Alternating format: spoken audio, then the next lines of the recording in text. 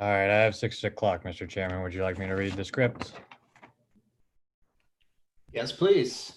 All right, pursuant to Governor Baker's March 12th, 2020 order suspending certain provisions of the open meeting law and the Governor's March 23rd, 2020 order imposing strict limitations on the number of people that may gather in one place, this meeting of the Yarmouth Finance Committee is being conducted via remote participation.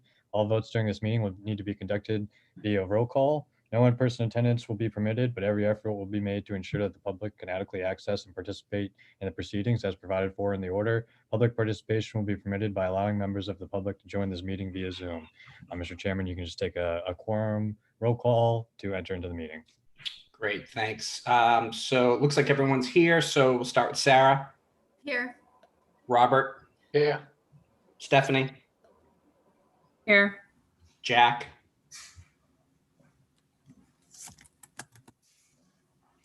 Jack, there you go. Here. Yep.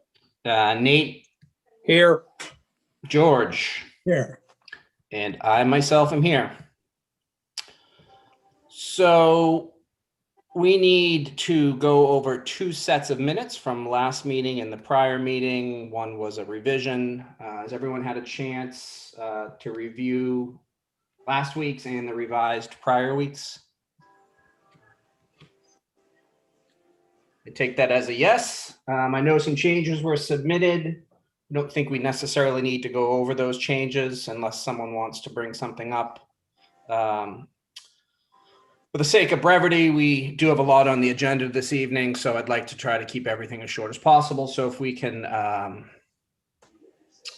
get someone to make a motion to accept the minutes of September 30th, please. Motion to accept.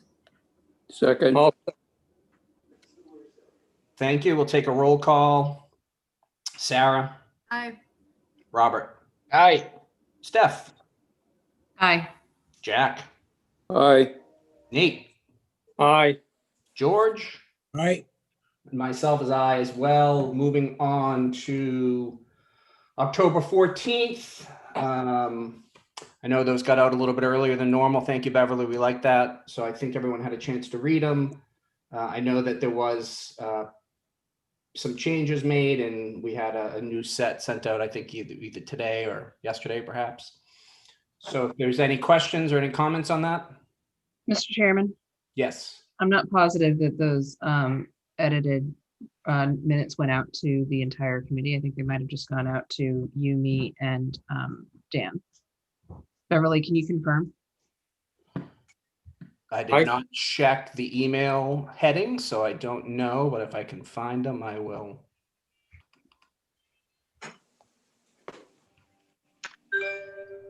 They went out to everyone. Okay. Yeah, not a revised one. The revised, correct. Okay, good. All right, my mistake.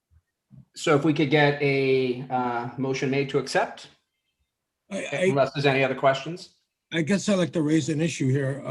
Down in the section with respect to the police chief, there's a discussion of, it says he explained why there were difficulties with using the military reservation. In fact, as I recall, he just said that he had difficulties, period. And if anything, I had a concern he never explained why. And I actually remember Stephanie saying that she would be happy to facilitate any intermediation that may be helpful at the federal level. So that, I think there's a problem there in that he explained some of the difficulties. I would just strike that. I don't think he did. And I think that was my tweak to it, so that's my fault, not Beverly's. But, and then I think there's confusion in the next sentence. It says he explained phase 1. It may be confused to be phase 1 of the military reservation. I know he means the on-site thing, so that probably needs clarification. Those are my only issues. I'll make a motion to accept. Second. Okay, Sarah, Aye. Robert, Aye. Steph, Aye. Jack, Aye.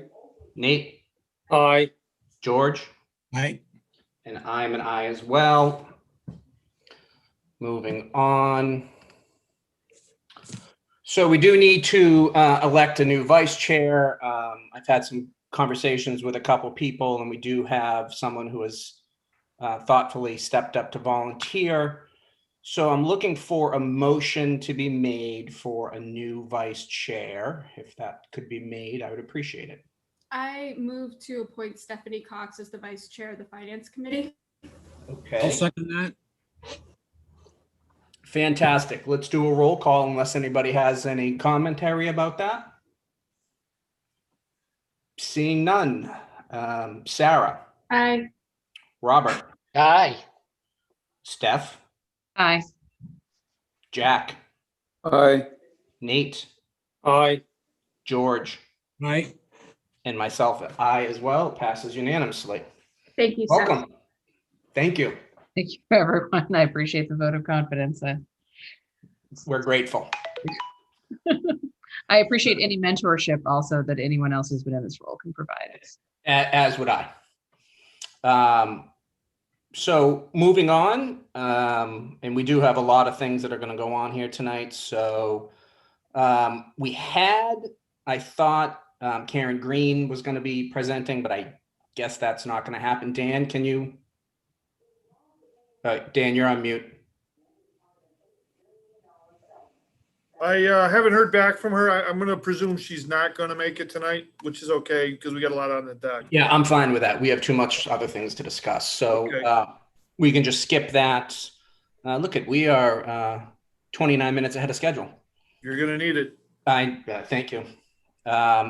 Next would be the financial reports. I believe Ed's going to step in to talk about this. Yeah, so one of the things that we did last night for the Board of Selectmen was give them a year-end report, and I believe Ed he did a great job making something very complicated into a 15-minute event. So he's going to share, or Kyle's going to share the document. I'm not sure if anybody watched the meeting last night.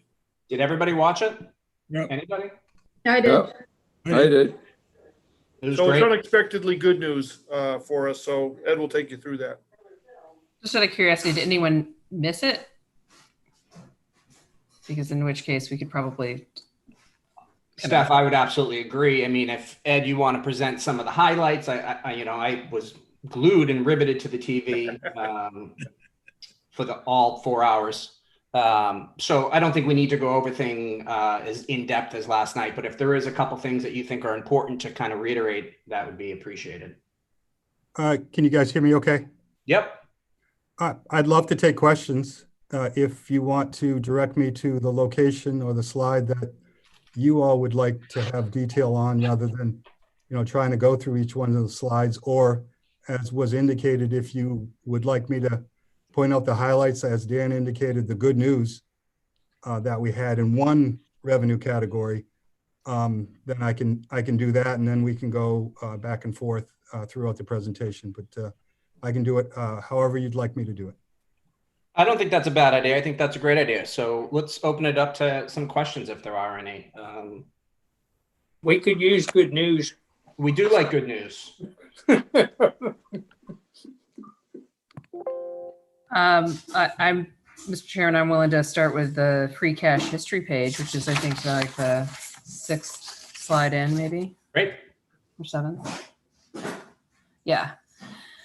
Ed, can you just clarify, on this page, you've got the hotel, motel, and new short-term rental figure at 527, and then later on we have it as 855K. Can you just clarify the difference there? Yeah, sure. So what we're looking at on this page is FY 2020. The results from fiscal year FY 2020. What we were looking at in the page that's further along was the first quarter of FY 21. Just a different time period. Thank you. No problem. So that $800,000+ was 1 quarter of tax revenue? That was 1 quarter of let me clarify. It was 4 months. 4 months. So 1/3 of a year, because the DOR had some issues the last fiscal or the last quarter of last year and this year, trying to deal with revenue types of things. They gave us the revenue late. They gave us the reporting late. But essentially, yeah, let's say it's the first quarter. That was just one slug, one reporting period of money for short-term rentals, an incredible number. That's Yeah, I think we all underestimated that. And could I just get you to clarify, are you saying that through some, say, mismeasurement of things that occurred in the fourth quarter of 2020 got recorded in the first quarter of 2021? Is that That's what you correct. said? That is correct. So, No, I'm sorry. No, 1 month of the last quarter or the fourth quarter of last fiscal year was oh, all right. recorded. So, but we really, we need to smooth this out to And get better understanding. I tried to do that in the revenue trending slide. If you look at the second revenue trending slide, and Kyle, I'll give you the number, sorry.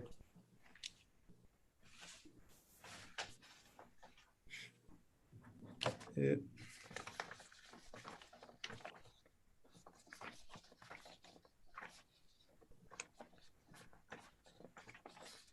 And I want to point out that Andrea did some of these slides as it relates to the information relative to free cash. Thank you, Andrea.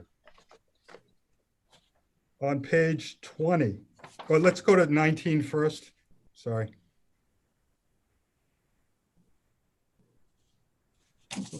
On page 19, it's the full 4 months of motel, hotel, and short-term rental tax that you'll see on row 2B for rooms tax. And that would be under the current year prior to, or current year prior to. I guess I cut something off there. But that's the 162%. If you go to the next slide, as you indicated, I tried to normalize that a little bit by taking, and this is not accurate. I don't know what that fourth quarter number was. So I just took the 4 months and just smoothed that out and took out the extra month and tried to show what that would look like. So that would be 121% or 122% increase for that category. And then for all of our local receipts, it would be 98.88%. And then the next slide, because there has been discussions and strong discussions about the fact that we would use the short-term rental income for our wastewater pre-funding and funding. I tried to pull that out entirely and just show the hotel motel, and that would be 101% of where we were last fiscal year. Again, and I guess that would actually be down a little bit this year because there should have been some money in 2020 that we realized later. So we're, maybe flat, but flat is good when you look at some of these other percentages. And we would be essentially at 91.6% if we pulled out short-term rentals, given that that might be utilized for wastewater and would not be used for other town spending. Ed, can I ask you a question concerning that 91.6%?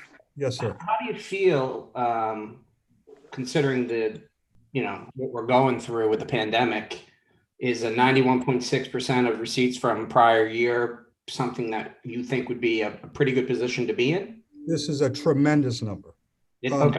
What we had predicted and what I was seeing before October 9th was I was seeing all of this without the rooms tax number. So I saw a 70% for motor vehicle excise. I saw a 70% for meals tax. Other revenue categories were down. The only thing, and it's, some of these categories are incredibly small, fines and forfeiture. Who cares if that's at 122%, right? So I was looking at, 70%, 75% if meals and rooms tax came in at the same number. And then these numbers came in and it was just great news. So we were predicting 33% down. And that was part of the advice we got from S&P back in March. Hey, you went down 15% for 2020. You should do another 15%. So you're down 30%. And the numbers and the information just got worse from March on. So, the budget that Dan and Rich Bienvenu and, I work with to some degree with them on We wanted to be very conservative. We did it in a way that wouldn't damage the town's future by getting rid of good talent. We're already thin with talent now. What we did was we postponed capital expenditures until later, and we can recover that in November. So this is a great number, in my estimation. Okay, thank you. Any other questions for Ed? All right, Ed, I actually have one. I have one more for you. Oh, I'm sorry. You No, guys- go ahead, Brian. Well, I was just going to say, during your presentation last night, I was taking feverish notes, and then now going back over my notes, realizing I can't read my chicken scratch. Neither can I. But I did have something in there that I always, and I know that you've talked about this in the past, but about departments having leftover money from certain things that were allocated to them or warrants or whatever that doesn't get used. And now we're trying to go back and get them to use some of that money before requesting new funds.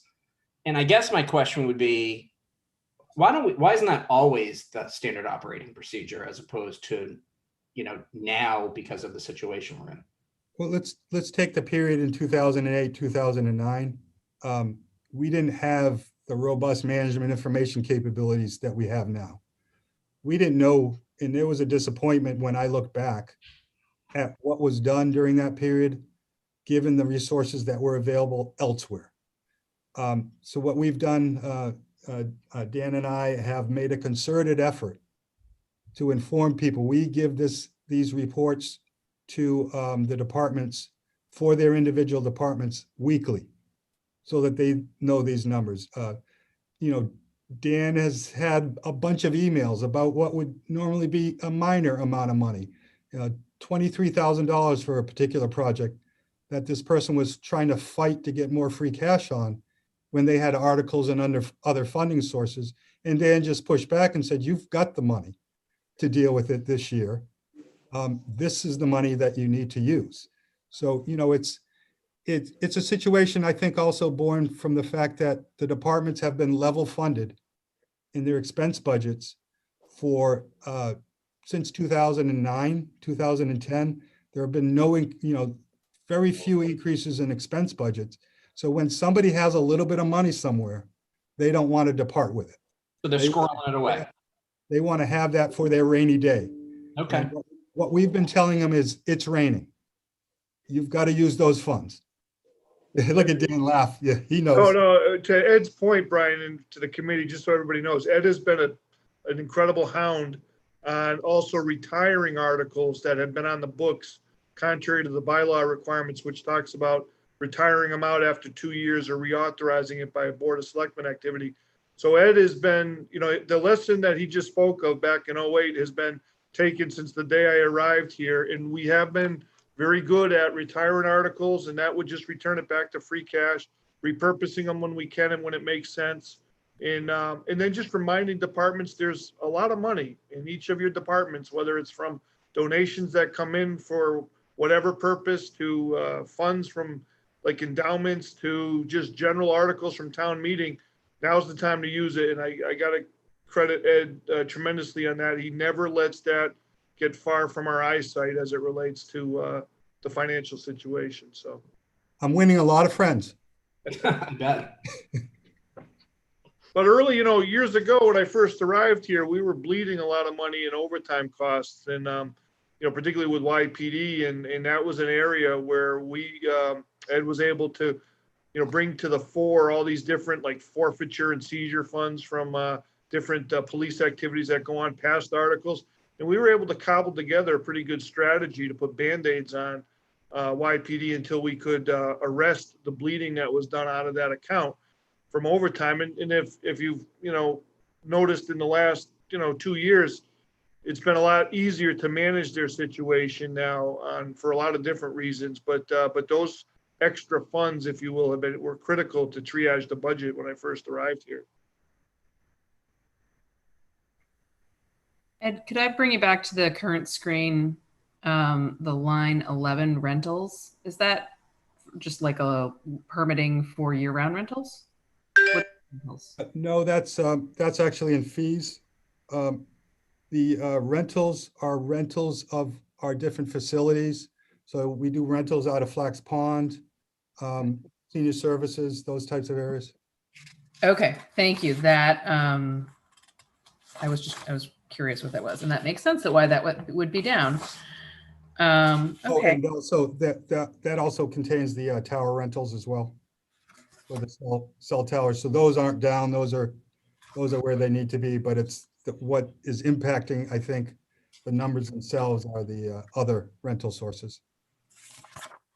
Ed, is it fair to say, and this is, help me make sure I'm understanding this, that you have severely sandbagged the rooms tax line for the budget of 2021? We have reduced it considerably, yes. But I mean, again, we had an upside that, if somebody else could have predicted that, the behavior of COVID. So I think that the COVID behavior was, let's get out of the cities, let's get out of congested areas. Let's go to a place like Cape Cod, enjoy ourselves, keep our kids away from harm. And let's go to the golf course and let's pour more money into the Cape economy. Although we're not going to go to the restaurants, we are going to go to the lodging areas. So, that was part of the upside surprise. And what these are a portfolio of revenues, just like putting together a good stock, mutual fund or stock portfolio. You have a balance of revenue sources, and you hope if some are down, some will be up to offset some of the other issues that may be going on. And that's what happened in this particular case. We had a great surprise from the rooms tax. To my point, Ed, all the others seem to be very close to the actual number. And this one is, substantially below. It's about a third of prior numbers. Yeah. And it's a significantly large number. That's correct. every town was doing that, though. I Are you mean, denying the sandbagging accusation? I'm saying every town was being conservative in their. And what we were trying to do also is, how do you get down to that 33% number? But, Now, not to mention it builds free cash, so. yeah, and that's what if this continues, the effect of the rooms tax is going to wane over or it might wane over the fall, winter, and then early spring months. And as you'll notice, motor vehicle excise, look at 2019, is 3.7 million. So that could start, and if that's still at 70%, that could start offsetting the good news from rooms tax. So, and we don't know that until February or March, because we get 10 commitments or 10 files from the state, from the Registry of Motor Vehicles. The biggest one by far are the vehicles that are 2 years and older. And that comes in the February, March timeframe. So until we get those types of numbers, we don't really know for sure what's going on. And I that's would also add the meals tax is kind of a whole too, that we have to be mindful of. in the 2000 or the motor vehicle excise tax in 2008 went way down, and that was the slowest to recover from 2008. Now, this is a different type of downturn. This is not one that's driven by, a bubble in any particular asset sector. This is driven by a virus, so we may rebound quickly in certain areas. But so it's difficult to look at 2008 and say, well, that's going to actually tell us what's going to happen as we come out of COVID, because there are two major different causes. Ed, do we have, when it comes to the dedication of the short-term rental tax towards wastewater, do we have a bylaw to that effect, or a stabilization account, or is it just a general policy of the board? Well, we talked yesterday about the pre-funding and funding policy, and that's coming up on, I think, your agenda and the Board of Selectmen's agenda in the near future. Dan, I think you had that in December. Yeah, we were gonna, be able to have a dialogue with the board about that before the money gets somehow, hijacked, if you will. So that's coming soon. Yeah, I think there's going to be a real temptation when people start seeing what those numbers look like to hijack them. Exactly. And so I think it's going to be important for us to look at, what are our big picture goals and how fast do we want to get there? We've identified a menu of revenue sources. I think Dan mentioned it yesterday. The revenue from renewable energies that would be generated out of the Cape Cod Energy Park concept, and other locations would be one of the funding sources. Those would be brand new funding sources that aren't earmarked elsewhere. But I'm also cautious until we get into the debt service. We're saying, okay, we're going to write special legislation that's going to take 2 years to actually earmark that stuff. And then it's going to be that way forever because it's going to be too slow to, help us with our pre-funding. So that's why we're going with a policy statement to begin with, rather than say special legislation. There's actually an existing legislation the town can opt into. Doesn't take an act of the legislature, but we can talk offline about that. But not for the renewable energy. Oh, not, true. Yeah. Not for these revenue from the host fee for the septage host fee, which currently has a 0 line. So there's a whole menu of revenue sources. Yes, we can do that with short-term rental, but we can't do that with the entire list of menu of revenue sources.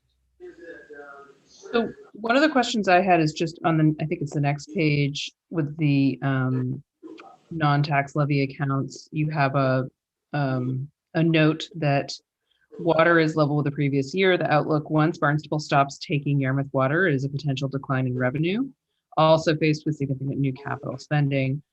And that I know we've talked with Jeff Colby about the spending piece, but just in terms of timing and the amount in terms of decline in revenue with Barnstable, Dan or Ed, do you have any information on that?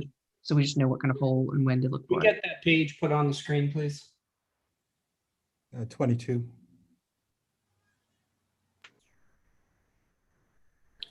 I owe a call to Mark Ells on the waterfront, but we are anticipating that probably sometime next year their filtration comes online. And so how much are we getting from them right now? I don't have the number offhand, but it's pretty significant. Significant, but declining over the last several years as they bring on more capacity to clean their water in the Hyannis area. Are we talking $1 million, $3 million? I mean, It's not that, Hundreds of thousands. yeah. okay, Hundreds of thousands. hundreds of thousands. Okay, that's good to know. And then I know, Well, Ed, just Stephanie, to your point though about water, because I know there's, Jeff brought up borrowing. There are 2 fee hearings proposed for the Board of Selectmen over the next month to calibrate the water fee schedule to accommodate the borrowing that's needed to be done on those improvements that he's planned. So And the person, that should factor in any offset, particularly with the Barnstable issue. and the consultant that we work with factored out the Barnstable water costs or Barnstable water revenue as part of that analysis. great. And Ed, I know you said previously that local aid, we just don't get that much, but just not having that picture here of like what we normally get and what we think. Like $1 million. I can look that up. It's about $1 million. About $1 million? Yeah. Okay, and then for the regional school district, do you have a sense of how much that is out of that budget? Yeah, it's in their allocation to us. We can get you that based on last year's very quickly. Okay. And I'm hoping that they're going to have a increased buildup of their E&D, their excess and deficiency, which is like our free cash, based on the fact that they didn't have to have the bus transportation and some of the other costs that they might have had for their building when they closed to the students. So, we're hoping that they can manage any cushion that they might need in the short term in 2022, or help manage the cushion, but we'll see that as we get into their budget cycle. Okay. The reason that I'm just flagging that is I was listening to NPR this morning and they had a story about school districts, across the country, like where states had relied so much on CARES Act funds to fill holes. And at the same time, the increasing costs either for online learning or for increased cleaning and safety measures, that it was basically a fiscal nightmare waiting to happen. And then, obviously I know with House 2, the governor's revised FY21 budget, it's looking okay, but for FY22, I think all bets are off. So that's just something I think would be helpful for the committee to just kind of bear in mind. And, for us to have any kind of numbers thinking about, increased costs or decreased revenue from the state, and how that could factor into what we might need to have available in free cash come FY22. And that would be their E&D if they had any hits after we do the budget. So if they don't predict it very well, then they could use their E&D as their source to Band-Aid it for FY22. And then what we would need to do thereafter would be to manage that in our budget. Now, the regional school agreement that Dan and others negotiated with them has put us in a much better position than we have been for a couple of decades in terms of Yarmouth absorbing the entire amount of any school shifts, based on that one single year, as well as Dennis paying for their students that are choosing and chartering out. The town of Yarmouth was paying a bulk of that money. So we're in a much better situation than we've ever been in terms of my knowledge. Maybe 20 years ago or 30 years ago, it was better, but we're in a much better shape than we've ever been in the school situation, as far as the school situation is concerned. Do we have any further questions for Ed? Mr. Chairman, I have a question.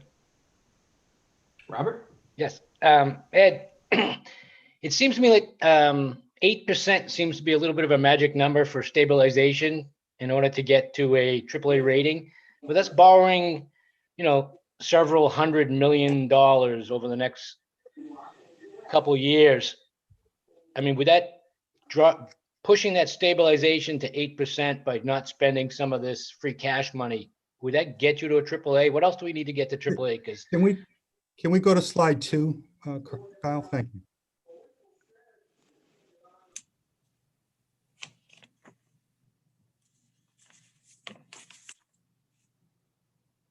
All right, so let's look at what is not very strong. So what's not very strong is the institutional framework, the laws and policies in the state of Massachusetts, which we have very little, if any, control over. The economic score, the economy score, that's 40% of the reason why we are not a AAA community. Everybody that has become a AAA on Cape Cod, and I could be wrong in the case of Barnstable, they've gotten that AAA when the economy was very strong, and that's cyclical. And because we've had so much capital within the levy, we haven't had to borrow very much. Our debt is incredibly low. So if you look at our budget flexibility and liquidity, we're already at a AAA level. So having more in the reserves might potentially Band-Aid the issue that they might see in budgetary performance, which is something that we control. But it's about getting a very strong in the economy at the time we go out to borrow, and we don't go out very often. So, we don't know. And if I talk to our bond advisor, she'd say, very strong economy, right after that happens, we're a AAA. So it's, but if you had $5 more million in stabilization or free cash and didn't spend it, to your point, then they might look at it and say, well, that overcomes some of the other issues that maybe we see here. So I don't want to say no, because they're talking about things that don't come into play when the score is included. And I don't want to go into a lot of details. I talked about it the other day, but the fact that our residents have low earnings. Our property values are lower than others. And I countered that with some data where I showed that the people that actually own the properties actually have good net worth and very high income. So, you know, it's one of those where, well, we really don't think you're a AAA community, so we're not going to give you a AAA, and we're going to come up with excuses. But as soon as that economy score goes to very strong, you know, I'm going to be talking about, what are you redlining the town of Yarmouth because of our income levels, even though we're managing everything the way we actually need to manage it. You've got to come up with something better than, you know, what you're giving me in terms of not being a AAA community. Now, the spreads between what we would be in terms of borrowing, between what we would be as a AA community versus a AAA community, they're very, very thin. I think one AA plus community, their borrowing rate for long-term borrowing is 1.13%. So hopefully we can get, you know, that was a AA plus community. Maybe we would have a 1.05%. I don't know what it might be, but the spreads just aren't that big because the interest rates are so low. Long-winded answer, Robert, sorry. Well, I'm glad you finally answered my question. The spread between is really 8 basis points. It's And who knows what it's going to be in March when we No. go out to borrow. That was something that just happened 2 days ago. Well, I expect, Ed, my concern was also if they downgrade the economy, if we're not trying to push up something else, Yep. then we could actually drop even below. And on $300 million, a couple basis points actually means a fair amount of money, you know? Well, I'll tell you, there are some AAA communities with not good management scores and other scores that aren't very good. You know, not debt and contingent liability. If you saw our OPEB liability numbers in that trend, and they're getting AAAs or AA plus, and they're not reducing their ratings. They're loath to give you a AAA, and they also do not like to downgrade you. So, you know, we went in there with a strong AAA argument in the height of the COVID when they downgraded the whole municipal sector across the country, because we know that's a defensive play at least. You know, we should deserve a AAA. This is why we're a AAA. So that gives us hopefully that downside protection and some level of hope that we might get the AAA. But again, until the economy changes. Now, to your point, if it becomes, you know, less than strong, you know, would that give us some protection? It might, if we have more liquidity. Thank you, Ed. Thank you. Good question. All of them are great. Anything further? Just one point of clarification on the stabilization account. Is it earmarked for anything or is it just a general stabilization account? General. Okay. And The other I think thing I heard you say last night that it takes 2/3 vote to take money out, right? That's correct. I think they changed the law. You can go in, you can put money in with a majority of vote. Now, the selectmen are also considering, which wasn't the intent, that the capital stabilization is something that you can't tap until it's a dire emergency. That was not the intent of the capital stabilization, but they're treating it that way as well. So then just to be clear, that I'm looking at the right years and everything. Right now, so we've got like what, 5.6 in stabilization and 3 point something in free cash.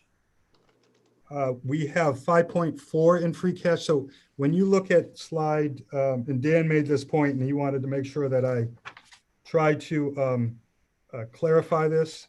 If you go to slide number 6.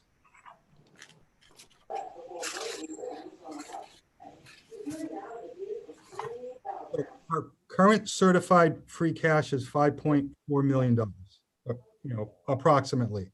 The reason why we didn't show the benchmarks with other communities and where they are in FY 2021 is because most communities don't get their free cash certified as fast as we do. So we have that number and most communities do. The same with the Schedule A. We were number 6 in the state for getting Schedule A done. So we could show you FY, oh no, we showed you FY 20 numbers with 2019 numbers, but we didn't show you FY. Ed, can I interrupt you, please, 1 second? Can I remind committee members to mute their calls if they're not speaking, so we have no background sounds, please? Sorry. Ed, go And while we're on this slide, and maybe further to Robert's observation, if you look at the 2010 free cash number of $295,000, which would have reflected where we were in 2009 based on where we were in 2008 versus where we are in 2021, that also gives us some protection from a rating downgrade as well, where we didn't have that type of protection. And that's why we're a AA minus, you know, at that point in time. And now we're a AA plus, and we went up 2 notches, and we felt at that time we should have gone up 3 notches. And they said, there's no way we're going to actually increase somebody 3 notches. But that's when the score was, when the economy score was very strong. I think all but management at that point in time was very strong. And then the next, 2 years thereafter, we got our very strong management rating, but the economy score went down. So we couldn't make any headway. So I'm sorry to clarify again. So it's 5.4 million in free cash. And And- 2.6 million of that came from our not spending free cash in the prior fiscal year. And then we spun off this year $2.7 million of free cash. Right. And as you'll notice, we normally spend most, if not all, of our free cash. Dan and others made the decision that, hey, there's just too much uncertainty to spend that level of free cash. We really need to keep that in reserve. Look at where we are in November. Look to potentially fund some of the most important capital expenditures, and then still hold on to a slug of that until we get into the April timeframe for town meeting. And I'm sorry, I'm just looking at another slide that has our current stabilization fund balance at 5.6. Which slide number is that? My slide deck does go up 1, Kyle. Up 1 more. I don't have numbers on here. Here we go, right there. Yep. So that's 5.6, which would include 4.3 million in the slide bullet point number 3, 4.3 million for the general stabilization, and 1.2 million, 1.3 million in the capital stabilization. Okay, so it's really, from an operating perspective, it's 4.3. Except, as I indicated before, our selectmen are now treating the capital stabilization as though we cannot use that unless there's a dire emergency. So what I'm going to do with the S&P is I'm going to say that we have 5.6 million. But, yes, the general stabilization, and both of them require 2/3 vote to pull them out. Mm-hmm. So, yes, it could be 4.3 million, depending on how you want to look at it. Okay, so if I'm trying to take this information and use it in terms of just looking ahead about FY22. If we had a significant downturn in local receipts or increased expenses due to COVID, we would essentially have 9.7 million as if we spent nothing right now. I just want to make sure I'm understanding that correctly. There is a plan to spend some in I understand. November. But yeah, if we spent nothing, then yes, we would have $9 million plus. We're in 2008, 2009, 10. We might have had, a little less than, we would have had, 500,000 to $1 million. Okay, and our total budget is what, 91 million? That's correct. There are other things that get it over 100 million, but yeah, essentially it would be $91 million. Okay, so right now, if we were to spend nothing, we've got 10% saved. That's correct. Okay. And when you say the plan to spend some of it now, you're talking about the warrant article, the fall town meeting warrant as currently written? That's correct. Okay. Great, thank you so much. No problem. Good questions. Any other questions for Ed? And also, I'm sorry, I want to point out, if you look at that spreadsheet that I showed, which also has stabilization, it has CPA, which are big numbers, and affordable housing, so perhaps you can't touch those funds. There's still significant ability and flexibility that could be leveraged using some of those accounts as well to weather a downturn. Ed, are you going to stick around for the next agenda items, or should I ask you a warrant question now? I can stick around. I don't know if people are tired of hearing from me, so I'll give them a break. No such thing. So why don't we, so Ed, thank you. I'm sure we'll be asking questions of you soon. We can just jump back to the agenda. If I could find the agenda. Brian, this was the point in the agenda after the update on the financials that Andrea was going to share some information with you. Yep. So why don't we bring in Andrea Turkelson, who has been patiently waiting, I believe, on the call. Hi, everyone. Can you hear me okay? Yes. Yes. Yes. Okay, thanks. Just want to make sure because I haven't spoken yet. So, okay. So I've been asked to pull together some reference materials. So rather than provide you with a number of presentations that explain a lot of the key terms, and then, you know, we kind of walk away from that and you don't have that to refer to, I thought I would try this approach. So I'm pulling together some actual reference materials that I will provide to the Finance Committee in hopes that you'll have something for future reference. And possibly there was some discussion in the future of possibly taking some of that and putting it into a guide or package for the Finance Committee, particularly for new members, but also something you can refer to as we go along, because there's a lot of key terms that we talk about, and you know, Dan and I, you know, this is stuff that we live and breathe daily, and so, you know, there's so much to talk about. We often forget that you know, there's other folks that don't necessarily know what we're talking about. So so we sent you my first package of reference material, and I'm going to share my screen. Hopefully, here we go. All right. And so this is what the package looks like. It's, I think it's like 10 pages, but really it's not all, you know, written stuff to read. I try to set it up as a sort of a frequently asked question or question and answer session. And rather than read through this together with you, I wanted to put this together in a presentation so that we can kind of all look at the same thing at the same time. And I'd go through the highlights of that package and see how we do. And please, anybody, feel free to jump in with any questions, because this is meant, you know, for your benefit, okay? So the first tutorial, if you will, is to talk about free cash and other available resources, which Dan and particularly Ed did a great job explaining how things are looking in Yarmouth. So I wanted to kind of lay out some questions to give you some definitions, and then bring in some context with looking at how you know, these issues relate to Yarmouth.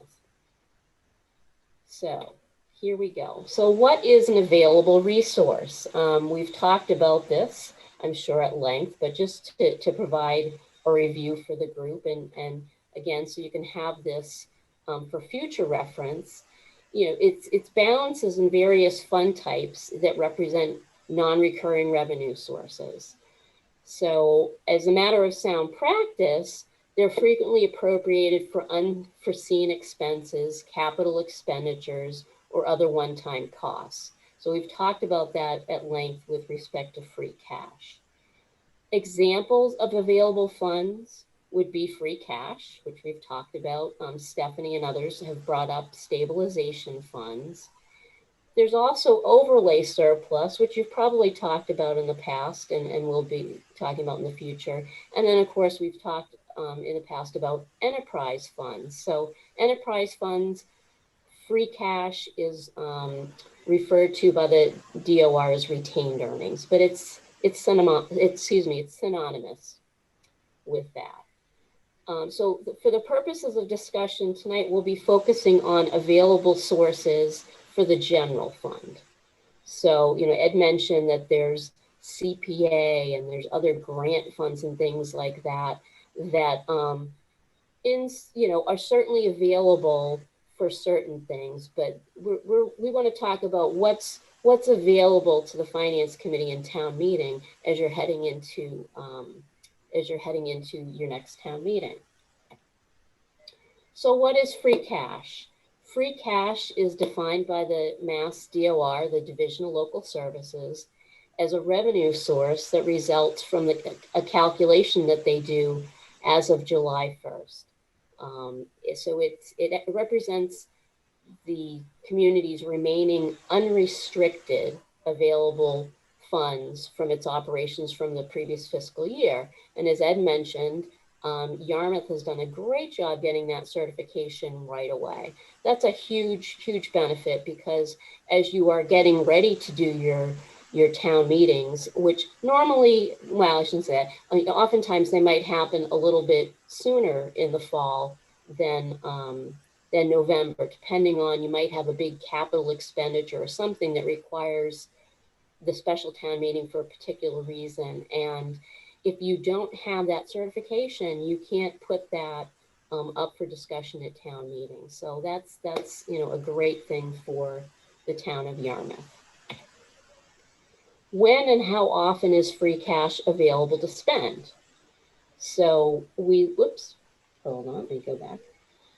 Free cash, as we mentioned, is annually certified. And once that certification happens, it may be spent for anything, for any lawful purpose at a town meeting. And that would be available up until the end of the next or current fiscal year. So you have, in this case, you have an opportunity to spend free cash now in November at that town meeting. And then also you'd have the opportunity to spend free cash at the spring town meeting. But once you get to the close of that fiscal year, that window shuts off, whether you've spent all of your free cash or not, until again, the books are closed and the DOR has an opportunity to estimate your free cash again. So I've included in the packet a few other references to help guide you to where you might want to look at some of these pieces of information in the future. So what you're seeing right now, and I apologize, it's not extremely clear, but just to give you an idea of what this document looks like, and hopefully you receive these letters when they come in from the DOR. But this is the current certification for free cash for, on your left, for the general fund. And there's that number down below there, the $5.4 million that Stephanie and Ed were just speaking about. And then to the right is the retained earnings or free cash figure for your enterprise funds. And you can see up in the top corner, Yarmouth, this is for your golf. So there's free cash available or retained earnings for that. But as we've mentioned in the past, that money is retained or used in the enterprise fund for their operating expenses, capital, and so forth, with the exception of, there are some shared expenses or allocated expenses for the administration of these types of funds, where for health costs, for example, for employees that work in the enterprise fund, there's certain things that the enterprise funds may not pay directly, in which case the enterprise fund will turn over some of its revenue as a subsidy over to the general fund. But for the most part, the money there stays there unless or until you close out the enterprise fund for a particularly good reason. How is free cash calculated by the DOR? I think Ed would tell you, and Dan, anybody that's involved in that, it's not terribly complicated, but it's sort of a proprietary thing for the DOR. So there are certain offsets related to property taxes and deficits and things that might adjust what they give you here. So you start off with your retained earnings at the end of the year, and then you see that they do some of these adjustments. But what we want to focus on is that for the, and I've got a typo in there, for the most part, free cash represents actual receipts in excess of revenue estimates and unspent amounts in departmental budget line items. So we talk about surplus revenues compared to our budget, and we talk about, often we refer to them as expense turnbacks. Depending on what community you're in, they have different things. So really, when you're looking at this, it's great. Ed, has provided you with some great revenue slides that give you the details of where those surpluses are happening, where they happen, and where they might happen this year. But when you're not looking, when you're not looking at some of those details, I think the best place for you to start would be to look at your audited financial statements, because those will be available. They're linked to the website. So what I've done is I've just put in a snapshot, and this is probably, if there's only one or two financial statements within the audit reports that you're going to look at each year, I recommend that you come to this here. This is in the back of the audit statements, and it's in the section called supplementary information. And this budget to actual report is very, very useful to give you a high level view of where is that new free cash coming from. So you can see it's similar to what you've been talking about in other reports that you've had in the past. You have your revenues up top and your expenditures, and those are really the two categories that you want to focus on. There are other financing sources that go in between different funds and things like that, and those are really sort of special circumstances. So those are things when there's big swings, they can be easily explained, and they're typically not predictable or indicative to what else is going on in the community. So what you want to do is take a look at these revenues and expenditures on this exhibit and focus on this variance column at the end, because that is going to show you by your main categories of revenue and expense where you have, in this case for revenue, where you've brought in more revenue than your budget, and in some cases where you've brought in less, which is typical, because it's hard to predict our different revenue streams. And then the same thing for your expenses here. Where are we turning back? Where are we turning back money? And then you can dig deeper with the town administration and find out why. Is that something that we are, is it a one-time thing? Did we have a lot of vacancies that weren't filled for positions? Did we have a big savings because of healthcare costs and that type of thing? And your finance department does a great job explaining where that free cash comes from. But, outside of your discussion, you can come right here to this exhibit in the audit report, and you can start to see what's going on. And then if you look at these reports from one year to the next, you can see if there are trends, and then you can dig deeper and discuss how things have gone in the past, and more importantly, how are things going to go in the future. So it's a great exhibit that I recommend everyone take a look at when you get your audit statements. So what can free cash be used for? Well, we've talked about this before, but just to reemphasize, really anything. The thing that we know though is that free cash as an available resource or revenue source must be appropriated or approved at town meeting. So, you know, they kind of joke in municipal finance, you know, it's free cash isn't cash and it's not free. You know, essentially you have those savings that the town can have made available to them because they are currently unrestricted. So when you have any town meeting, so if you often have, some communities now have 2 annual town meetings, one in the fall and one in the spring. And then many still have the annual in the spring, but will still have a special town meeting, typically every fall, to talk about critical issues coming up in the current fiscal year, to talk about capital needs that were deferred and that sort of thing. So, so you essentially typically get 2 bites of the apple. What are the DOR guidelines? Oh, yep. Could I just ask you to back up for a sec? Sure, absolutely. So just to clarify, in terms of the challenges of using stabilization versus free cash, if you've got a stabilization account that can be used for anything, the main hurdle there, as I understand it, is it requires a 2/3 majority to Right. take money out of it at town meeting.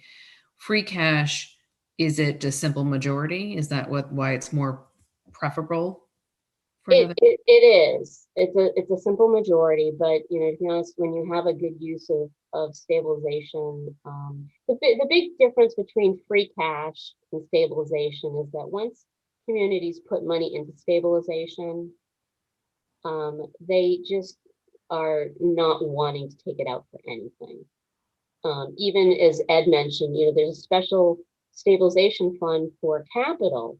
Well, the idea was to set aside money for capital in a methodical, strategic way, not to put that money in there and never use it. So, you know, hopefully, as that balances, you know, $1.5 million, and you know, who knows what's going to happen with the economy for the next couple of budget cycles, it would be good to encourage or come to an agreement with the Board of Selectmen and others that, you know, that money should be spent. It's, you know, it's not too big of a deal, really. It's not too big of a hurdle to get the 2/3 vote for stabilization or a debt authorization for that matter. The mechanics of it. If somebody, you know, if they're in favor of it, it will happen. So it's not too different in terms of how you can use free cash at a town meeting versus, you know, they all have to go through town meeting. So the timing of accessing, whether it's stabilization or free cash, is important because, you know, if you run out of money, you can't just, you know, dip into that without town meeting approval. So if we were to use an analogy, the stabilization account would be like the state's rainy day fund, and the free cash is more like a liquidity fund to kind of plug things. Well, and I think Ed touched on it. When you look at free cash, which is our unrestricted reserves or retained earnings, if you will, the auditors, you know, best practices that are out there for municipalities and the credit rating agencies look at that as available reserves. They look at free cash as such. It's free cash and your stabilization fund. So they look at them in total, or they they preference or rank one versus the other. No, when it comes to the rating agencies, they will give you credit for what you have in reserves because that money is available. Okay, so they don't pick and choose and say you should have one versus the other. It's just like what's in reserve. No, and we'll touch on that a little bit further on in this presentation. So let's see if I answered those questions for you. Okay.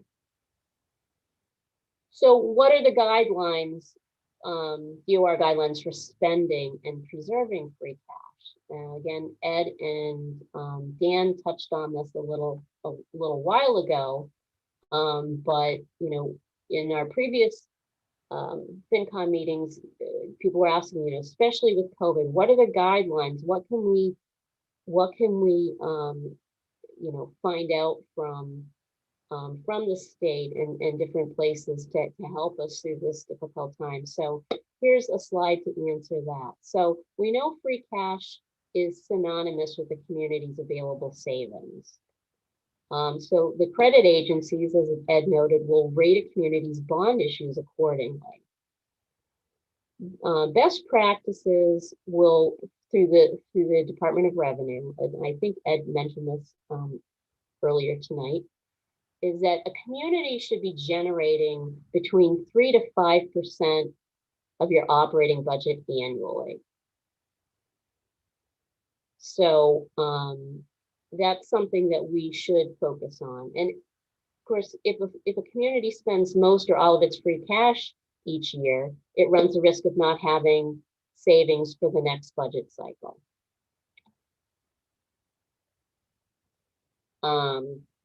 So, okay, yeah, all right. What other funds undergo the Mass DOR certification process? And I think you've heard about this, but I just wanted to sort of reiterate this and put this in your document as well. The same rules apply to DLS certifications of retained earnings for enterprise funds. So again, retained earnings for the enterprise fund is synonymous with free cash, but for that enterprise fund. If for some reason the community decided that they did not want or need an enterprise fund any longer, the community could vote at town meeting to close that. And at that point, those retained earnings, separate from any monies that were to be set aside for, say, debt issues, paying debt service, would go back to the general fund and would become free cash. And you can at town meeting, if there is a connection to be made, you can authorize to vote some retained earnings from an enterprise fund to the general fund to offset some expenses. And so like the general fund, enterprise funds need to go through the town meeting approval process in order for you to use them for, say, sometimes an enterprise fund might not have the best year. And if you have retained earnings, you could then say, well, let's vote some of the retained earnings to cover the shortfall for a certain period of time.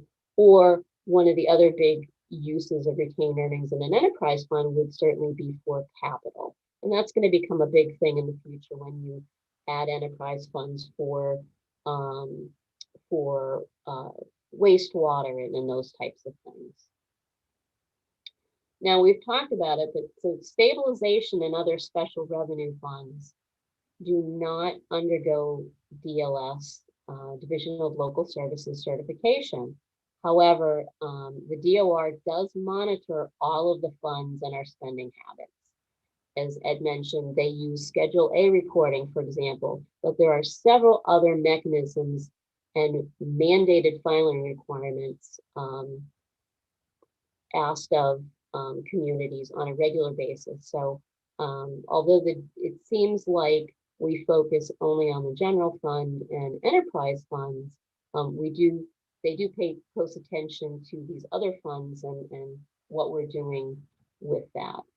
So just to remind everyone, you have the Division of Local Services, and what I will do is link in the packet. So this image, which is in the back of your packet, I can send it to you electronically. So you could click onto this picture and see, and it'll bring you right to the Division of Local Services where they have what are the most requested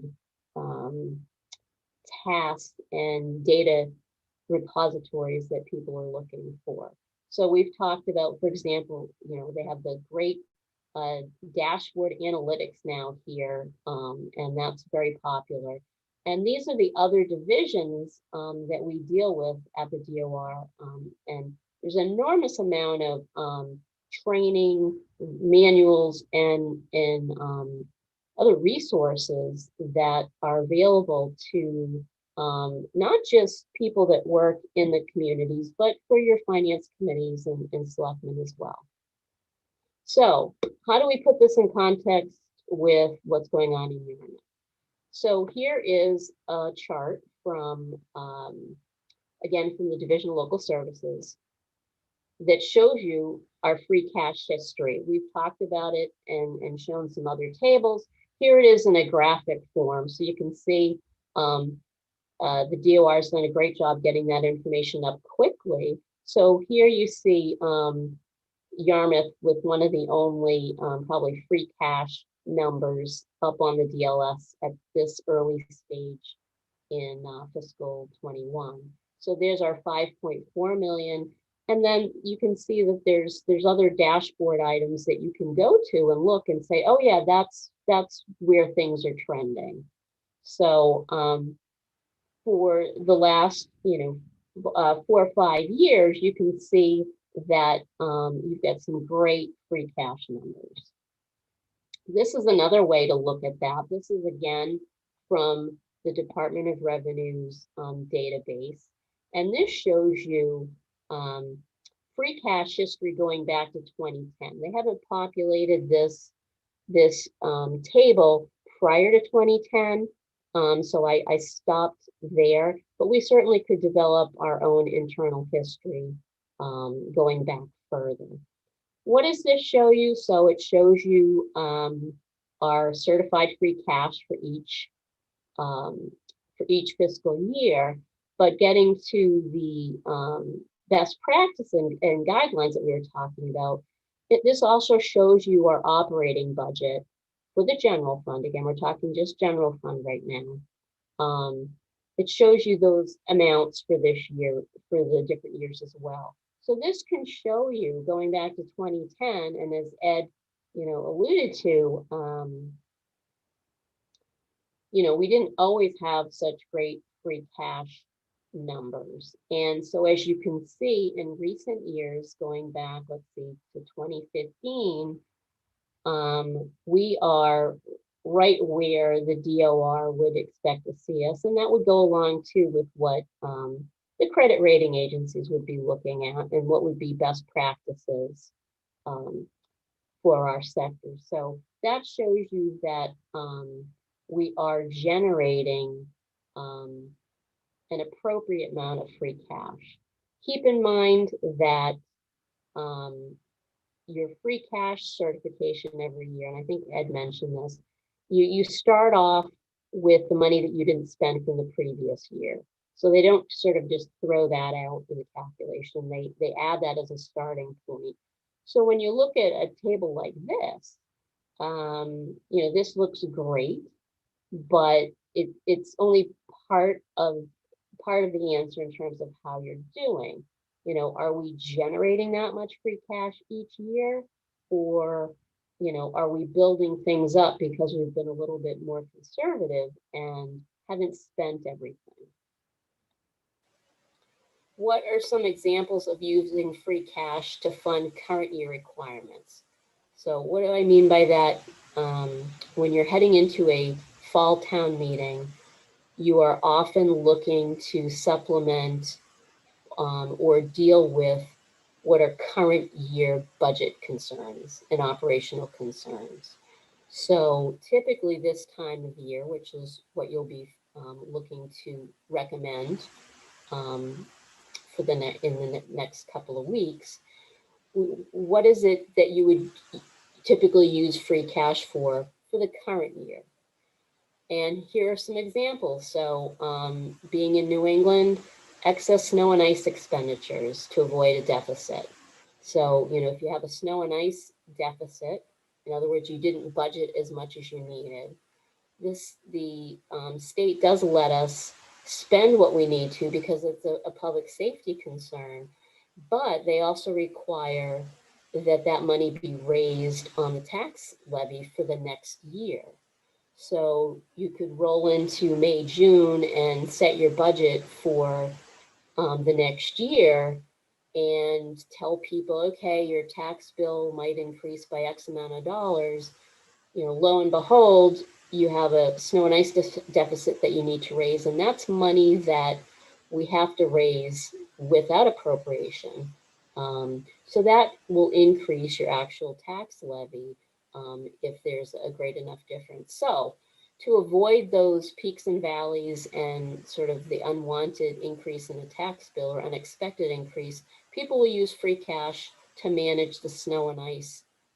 So thankfully, most communities now are doing their are having their spring town meetings late enough to accommodate that type of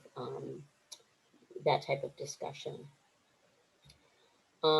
Extraordinary one-time increases in your operating expenditures. So you don't want to use free cash in the fall to suddenly add back staff or something of that nature, but you know, maybe there is you know, a small piece of equipment or something that's needed, in which case you could spend the money on that. Deferred or unexpected capital expenditures, which I'm glad I have on the list because that's definitely on your town meeting docket this fall. As an offset to extraordinary or unexpected decline in local receipts and other non-tax revenues, it looks happily or thankfully that that's not going to be the case for this year or for this town meeting. Tax rate reductions is something that can be done. And I'm not sure if if Yarmouth has done that in the past, but I know other communities have. And then there's some other items, unexpected or deferred contributions to long-term liabilities like OPEB, which Yarmouth has been putting monies away for that. So fortunately, that's not something that you need to discuss this fall either. And then, of course, it does happen. There's errors and omissions that can take place in the spring town meeting. And so this gives you an opportunity for those house cleaning items as well. Andrea, Yes. again, very good presentation. I didn't want to interrupt you, but going back to the previous slide. Sure. We missed our free cash contribution for FY 2021 for OPEB. So that's something that we may need to consider in the future. And then we don't use free cash for tax rate reductions because the S&P tends to look at that as a community not having a structurally balanced budget. But everything else that you described are things that that we do in Yarmouth. Okay, great. Hopefully not the last bullet, but well, it happens. Like you said, all this stuff has to go through town meetings. So, that's why typically, finance and administration spend most of their year working on something related to town meeting, either preparing for a town meeting or implementing what's happened. So always something to look at for sure. So this is similar to a slide that has been shown in the past. But how much has Yarmouth generated in recent years, and how much has it spent or used or retained? So we've seen some of this information before, but I did it in a slightly different format. You've seen, in this column, you can see certified. And so we've seen that before quite a bit. And we can see going back to 2010, again, this information was readily available to me. 2010 was a tough year in terms of free cash. But you can see we've put up some pretty healthy numbers. Over here to the far right is your use column. So I got this information from the tax rate setting documents that are available out on the DOR's website. And so you can see how we've spent free cash in the past. Now, Dan and Ed have talked to you before, and I'm sure will again, at length as to, well, remind us, what did we spend, the $1.1 million of, on back in 2010. But this shows you the trend, if you will, of or recent history of how Yarmouth, or what are the amounts that Yarmouth has spent in free cash. So that's to the far right. So kind of getting back to, well, if you don't spend it, you retain it and it comes forward. So, I labeled that as a balance forward or beginning balance of free cash. And did some estimations on, what was really the new free cash that was generated. So these are a bit of estimates because I didn't have exact information available. And as we mentioned before, your beginning balance, when you take your beginning balance and you put in what your new free cash is, the DOR comes along and they make adjustments. So those adjustments aren't necessarily consistent each year. So, so there's some pieces of that it's just not a binary calculation, but this gives you a good idea of what Yarmouth has generated in new free cash. And I think this is important for the Finance Committee to see and be aware of. Because, as we talk, the DOR and everyone says, well, you should be generating a certain amount of free cash. And it's often, well, how much free cash is generating too much free cash on a regular basis, not a good thing and that sort of thing. So this gives you an idea of what the new free cash is, again, what was certified and what's been used. So as Ed had alluded to before, oftentimes Yarmouth has opted to spend all of its free cash. And so you kind of start off from square one. And this, you really weren't in a negative. This is just a calculation because I don't have that DOR piece. So, essentially you could say, well, in some years, for the most part, you've spent, all of your free cash. More recently, not quite as much. This is. Thank you. Can I take you back to the slide you were on? Mhm. The way I'm looking at this, and maybe I'm just confused, but I'm thinking the balance forward was where you start at the outset of a fiscal year. Then you generate some new free cash. You add those column A and column B, and then somehow whatever you thought the new free, well, I guess the sum of those two is what is certified. So then why isn't the balance forward in the next period the use column minus the certified? So again, they start off with sort of your end, your new sort of retained earnings figure, and then build on from there. It's not as simple an equation, but for purposes of this group, that's essentially how free cash generates. So if you have your savings, you spend some, you save some, then that's essentially how that works. So right now we've got $5.4 million balance in free cash, and your use for the tax rate setting season this year, it looks like it was $764,000. So I'm going to say that was, authorized at the Springtown meeting. And so, at this point, you have $5 million again, to spend. That's the new figure that you have to work with. this is just really sort of meant to show you trends for what are you generating new, and that's where you would go to some of the reports that Ed provides, or to that audit statement, that report in the back of the financial statement to show you where are you generating that new free cash. So essentially, this would mean, you know, within the new fiscal year, so fiscal 20, you generated $2.7 million from operations as new free cash. So it's really meant more to show sort of the trending where you're at, as opposed to get down to exact numbers. Okay.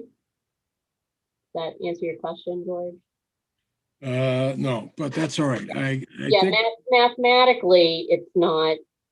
It's so not. I think what you told me is the balance forward column is really, you know, it's the difference between assets and liabilities at the end of the fiscal year. So that's what you got, right? Yes. Yeah. Okay, so that I guess can be different, even though I don't understand why certified free cash isn't that number, but well, again, it's because, and everybody hold your eyes for a second as I go back.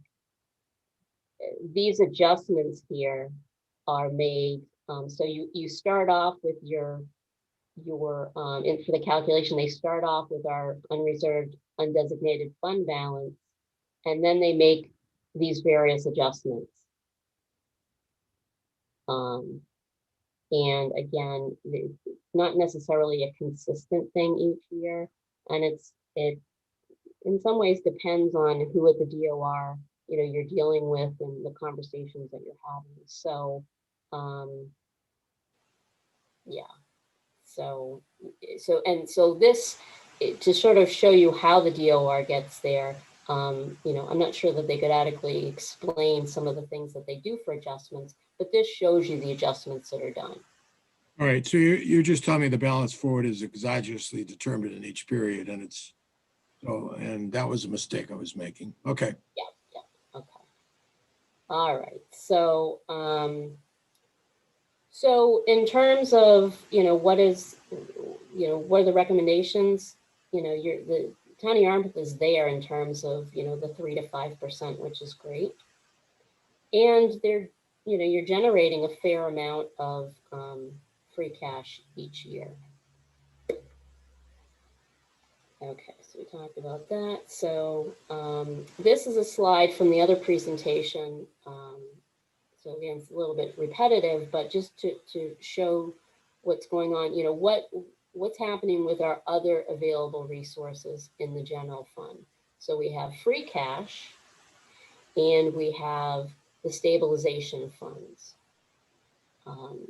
So when you combine those, you know, we're in, you know, decent shape, you know, so say the numbers here, but also the credit rating, you know, were things better in the economy, certainly, you know, that would look much more favorable to,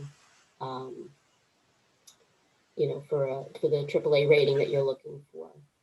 So what is Yarmouth's total balance of resources available for you to spend at this town meeting?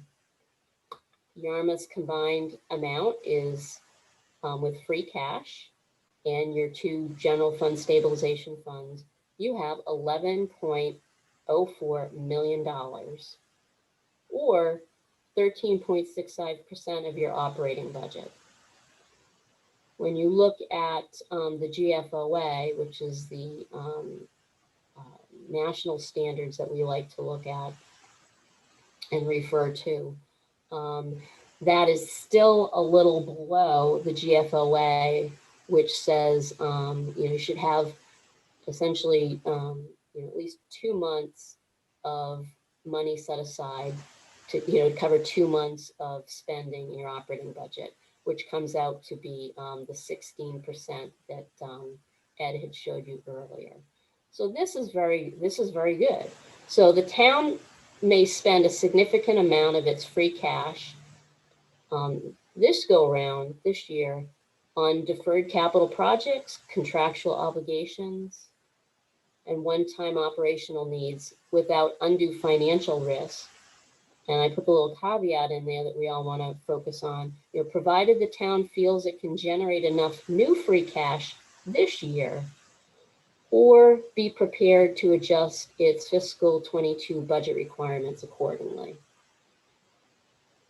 So does that, hopefully that makes sense to everybody. So, there's certainly a lot of money there, and I think Ed and Dan have spoken about the reasons why we wouldn't want to spend even all of our free cash at this point. So, clearly you wouldn't want to, but the just driving the point home here is that you have all that money available if and when you need it.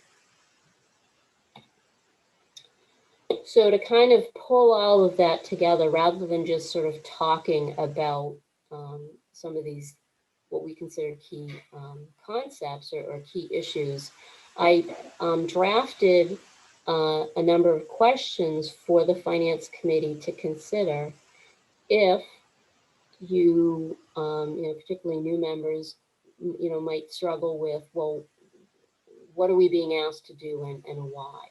So I just pulled together some questions that, I'm used to getting asked, and that, certainly I would be asking if I was on a finance committee, and have put them in here. It's not something that we need to certainly spend time on tonight, but I thought I'd put these out here as sort of discussion starters for when you do start discussing the warrant articles at the fall town meeting, and try to tailor these questions for a fall town meeting as opposed to what typically would be done in the spring. And with those questions, put in parentheses for each, kind of what that is meant to address. So it kind of gives you a background as to why I might ask it. So I welcome the committee to take a look at that, as well as the rest of the document that I provided. And then when you have a chance, please provide feedback as to whether or not this type of presentation, and more importantly, written or documented resource is helpful to the committee. And we can go from there. I thought that the next discussion that I would pull together for the committee would be on the topic of taxing and financial flexibility. So certainly put that on your calendar as something exciting to listen to. And I hope I didn't take up too much of your time. So let me. Andrea, could we get a copy of that presentation? I think we got a presentation similar to that, but I don't think that's exactly what was emailed out to the. It's not right. So what I wanted to do, I think the big thing was to pull together reference materials that the committee could use in the future. So I think the document that I want to come up with is more of a reference than a presentation. And absolutely, I'll send you the presentation, but typically the presentations aren't, I don't think, sufficient. That's fine. Okay. To refer to later. So, and rather than reading through that document with you, or having you read it and then come back and say, well, yay or nay, I wanted to kind of have this discussion and then see where things go in terms of the types of actual materials for the future that you find useful. So, Okay, that makes sense. but yes, I will absolutely send that to you, and open that up, open things up to any questions, or, and I guess I'll keep sharing in case anybody wants me to pull something back up. But well, I think for now, just for the sake of time, because we do have all those warrants to go over. Does anybody have any, overly pressing questions that need to be answered right now, or could we maybe table questions until we meet with Andrea again for that taxing presentation. No, but thank you, Andrea. Yeah, that was excellent. Thank you. It's You're welcome. good to know all that stuff. Okay, well, so your the questions in the back might be helpful for your presentation, your other discussions tonight. Yes. Okay. Thanks, Andrea. Appreciate it. You're welcome. All right. Moving on. Dan, are we doing transfers right now? Dan still with us? Yeah, there's no transfers, Brian. Oh, that's good. So we have to vote on these warrants. Yeah, so well, you don't necessarily have to, but it would be helpful. But if you wanted to defer on them, it just, we would then have to just make all the recommendations from the floor because we're going to go to print shortly with that. But When do you critically, go what to we'd like to get in is that summary page from the finance committee that was drafted last week. Oh, yeah. Okay. Did everybody get a chance to read that page? That was, oh, it's somewhere. That was basically the description of the finance committee. It's going to go in the warrant. Finance committee report. It was a 3-paragraph. I sent it out earlier. Did anybody get a chance to read it? Have any questions?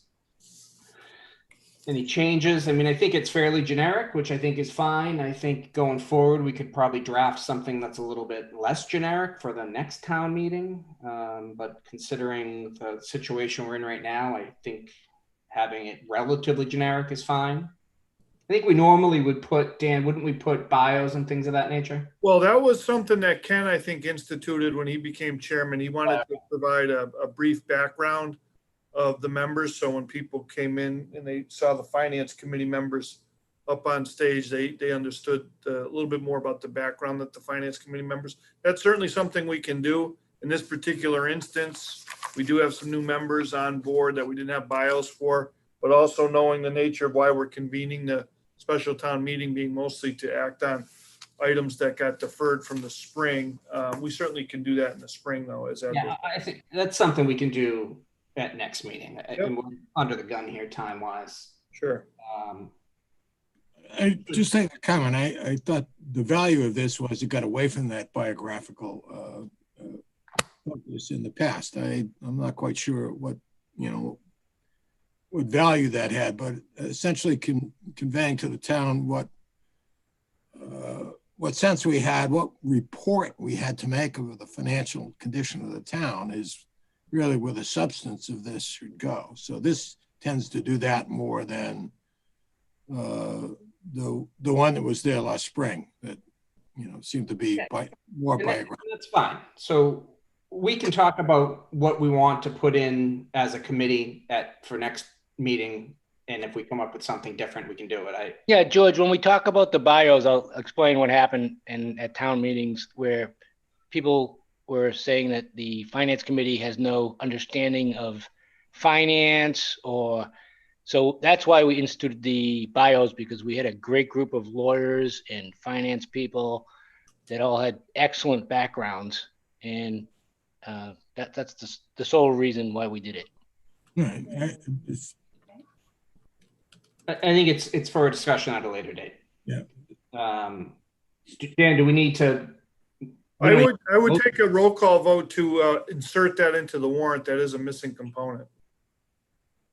Okay, so we need a motion to do it? Yes. I'll make the motion. Okay. Anybody care to second? Second. Need a second and a roll call. Great. Sarah? Aye. Robert? Aye. Stephanie? Aye. Jack? Aye. Nate? Aye. George? Right. And I am an aye as well. So Dan, when does the print go? When are we printing? We're going to go very shortly to it. If we did, because we don't have a Board of Selectmen meeting next Tuesday, but I don't want to hold out the recommendations that long. I mean, in the end, if we ended up not going not getting them done before it went to print, you can always recommend from the floor, and I do believe we did most of that at the Springtown meeting because of the impacts from COVID. But it's kind of your choice. I mean, you saw the presentation last night. The Board of Selectmen will be taking the vote on their positions if they decide to do that on the 10th of November. And that's certainly very late in the game. And are they going to be voting from the floor as well? Well, it's hard to say. I mean, some of them, they voted the warrant without any explanation last night. They saw it in advance. They were comfortable with the financial projections that were provided to them in our cash position. And we had talked to them in the past about these emergency capital items that were coming forward in the roadway fund. So they were pretty well prepared for that. So it wasn't something that was a big issue, but like I'll find out on the 10th for sure. But by the 10th though, everything will be recommended from the floor for them because it's too late. I think this will go to press shortly after tonight. So if we met next Wednesday, we wouldn't have a chance to. Well, I'd prefer if you're going to meet next week, it would be earlier, like on Tuesday than on Wednesday. Only so that, that gives us just one extra day. I don't have the information in front of me right now as it relates to how many days it takes to get back from the printer, but we're getting close. So if I can just ask kind of census on the committee, what do people feel? I mean, I don't know how long the time commitment to approve these warrants are going to be, or vote on them rather. Well, so 4 of them are petitions, and you wouldn't normally, they're typically petitions. You wouldn't normally take a position because they're not financial. And then the other ones are CPC and then capital items. And then there's the one straight up free cash item. So I don't anticipate, because we've presented them in a slate, if you will, that it would take that much time to go through it. There's also the WIF legislation and the CPA piece too. Dan, Yes. I had a question about the verbiage in Article 15 Yeah. at the end of it, that the amount you're going to raise from the solar would be in a range from $9 to 10 million. Well, nobody can really tell us that. We had an evaluation.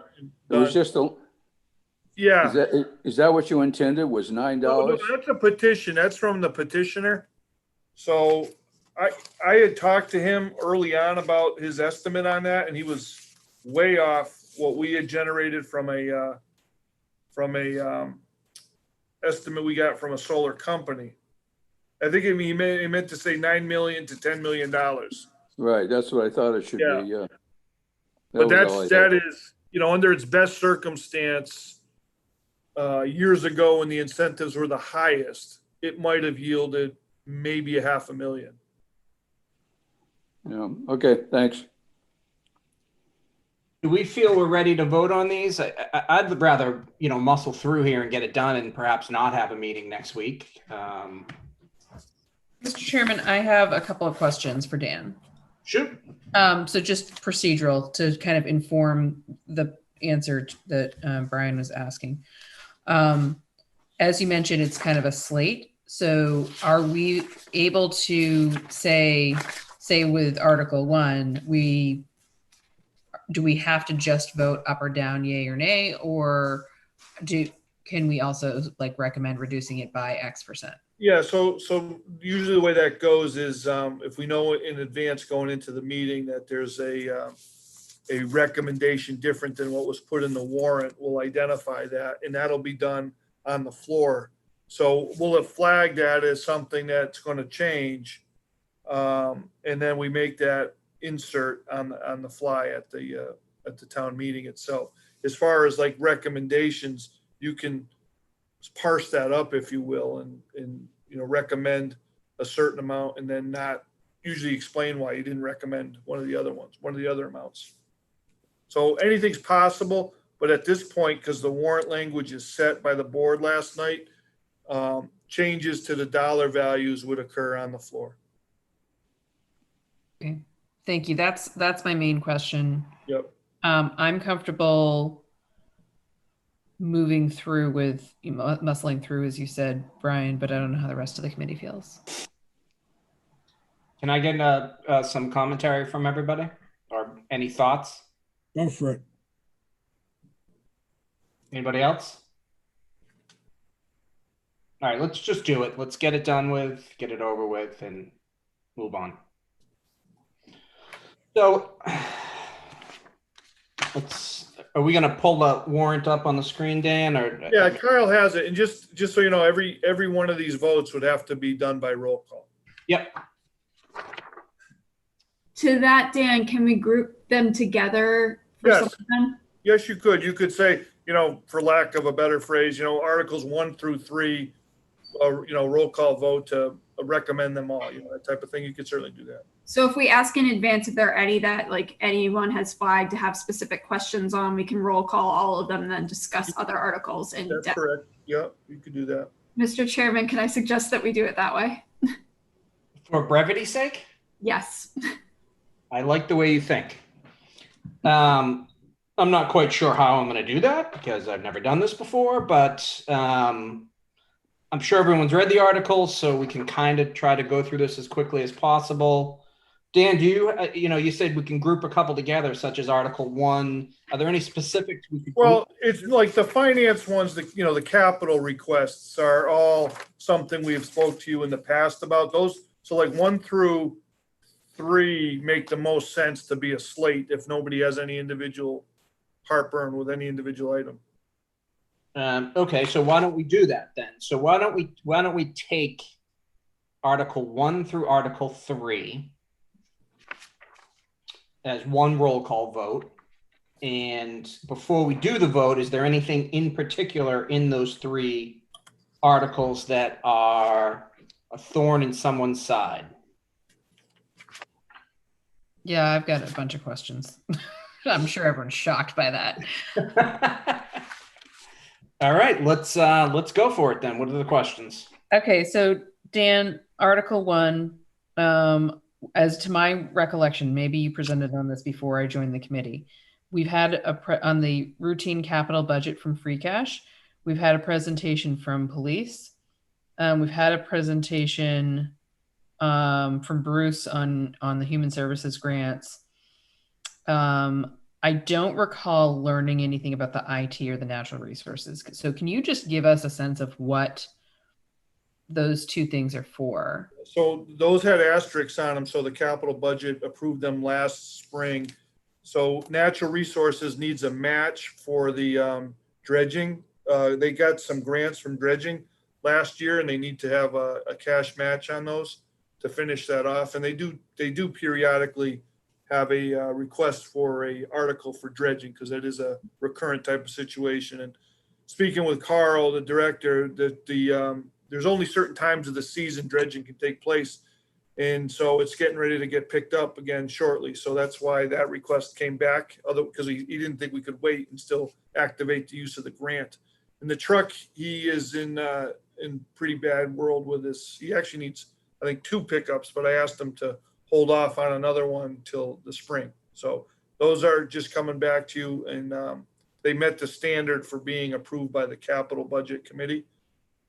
On the IT components, one of the byproducts of COVID has been an enormous amount of purchasing of PCs, particularly laptop units. And also we are in the process of upgrading servers, a couple of different servers. And then the licensing issue we're grappling with right now is migrating over to Microsoft 365, getting off of the traditional one person has a license on their desktop and moving it to a cloud-based 365 application. And that should get us out of individual licensing for all the Microsoft Office products. We also do have ongoing licensing requirements for like Tyler Systems, which is our financial management software. And there's typically been licensing requests in front of the capital budget as an ongoing item over the years. As you know, in a big organization, you have a lot of those types of needs. But we're trying very hard to get out of the physical server environment and move into the cloud, and it's going to take us some money to do that. Great, thank you. And what about the HVAC repairs? I assume that's different from the police department. Yeah, that's different. So, as a matter of fact, I think just on Monday, we had another problem with the cooler, they call it the cooling tower that died here at Town Hall. We are just having, this is not uncommon in a very old infrastructure. A lot of our HVAC equipment is under great pressure to operate now because of particularly the COVID environment, but it's also very old. And we have, we're a little short on some repair money needed, and this would have been something that would have been passed through the spring, and we would have been okay, but now we definitely need access to capital to keep the HVAC equipment across the town buildings operating. But that, you're right, that is different than the police issue, for sure. Got it. Okay. And then road and sidewalk upkeep. So that got completely cut or postponed from the normal levy in the spring. And as part of that includes all of, we have a lot of private roads in Yarmouth. I think 40% of our road inventory is private roads. Chapter 90 money can't be used there. So we need to appropriate a certain amount of money every year for road maintenance on those locations. So Jeff Colby, we had asked him, how much money do you need to, keep our pavement index kind of consistent, but also to keep up with all the other things that go on. And he felt comfortable with submitting that 1.1 million. Now the budget policy that the board voted on last night includes restoring this roadway item back into the levy for next spring for consideration. It also includes restoring 1.5 million in capital from the levy. So the thought is, with the good news on those receipts, we're going to plan the budget like we would normally, with the roadway funds back in it for next year and in the cap budget back in it for next year.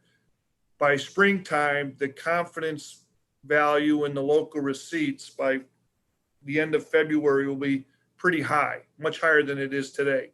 So even though we're going to keep the budgeting for receipts at the same level it was this past spring, late next year, before it goes to town meeting, you'll have an opportunity to get a recommendation from administration to repost the receipts with numbers that are more true than what we know today. So that's relatively the good news on that. But we do need the cash for the roadway work across the town. We did very little work in that effort this year. So. Is that a typical dollar amount? It is. Well, so, years ago, there was some debt coming off the books, and the town went to a ballot question on a Proposition 2.5 override to preserve that amount of that annual taxation. The intended purpose of that override request was to keep a pavement index number over 70, and the number that was in the override was $1.1 million. So what's over the years, what's happening is what we normally would budget is that base override request plus 2.5% for every year going forward. So I think last year we also added stormwater that was proposed to be, and I want to say maybe the total ask from the levy was going to be about $1.5 million for roadway and stormwater work, but it got carved back. Obviously, we ended up not doing it. Now he's just asking for 1.1 million. And you have used this term in the past, and I'm unfamiliar with the 70 percentile. Yeah. What does that mean? So there's software that takes into account the age of your roads, the cost on an annual basis to keep them at a certain level of performance, and it goes into a very large mathematic equation. And it comes to the bottom line is it produces a per mile dollar value that you need to finance. And it also ranks the roads by their quality, good, fair, poor, for lack of a better phrase. And it's basically the blueprint for what roads we need to work on, how we need to do it, what kind of work needs to be done, and how much is that going to cost. So the idea was that dollar value investment coupled with Chapter 90, which is about I think we're at about 700,000 for that, is roughly the amount that it's been taken to keep us above that 70%, the 70 ranking on the pavement management index. Certainly when Jeff comes in front of you for the budget for public works, he can go in more detail, but it is something like, as we redo a road or upgrade the road, we'll put that new information into the equation, and that'll update accordingly. And then another set of roads will pop up for maintenance. Okay. Steph, any other questions? Yeah, so I mean, this is just sort of taking it back up higher level because I mean, in general, all this makes a ton of sense. But with COVID and the presentation that we just had, I would like to hear from Ed and Dan a little bit more. So, for example, Andrew was saying that it's recommended that you have 2 months of money put aside. So by my calculation, that's about $15 million between your different, buckets of money that you've got. Right now, we're at 11 if you count the capital funds, 9.7 if you're just counting stabilization and free cash. And so if we spend down, by my calculation, the annual town meeting or the fall town meeting warrant article proposes to spend a combined total of about 2.1 million in free cash. Is that correct, Dan? Yeah, it sounds pretty good. Yeah. Okay. So if we draw this down by 2.1 million now, how confident are you all that we're going to be able to make that up next year, that we're going to have that going Yeah. into?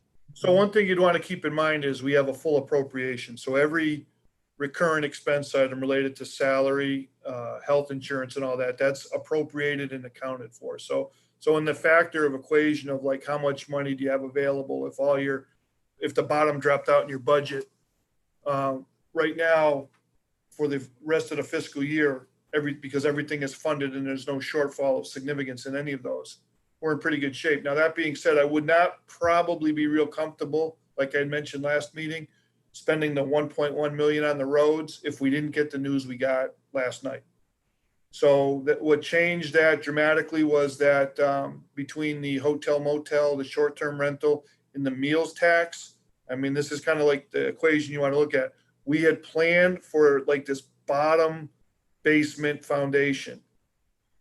And if you look at that, where we put our local receipts, where are we today versus where we projected?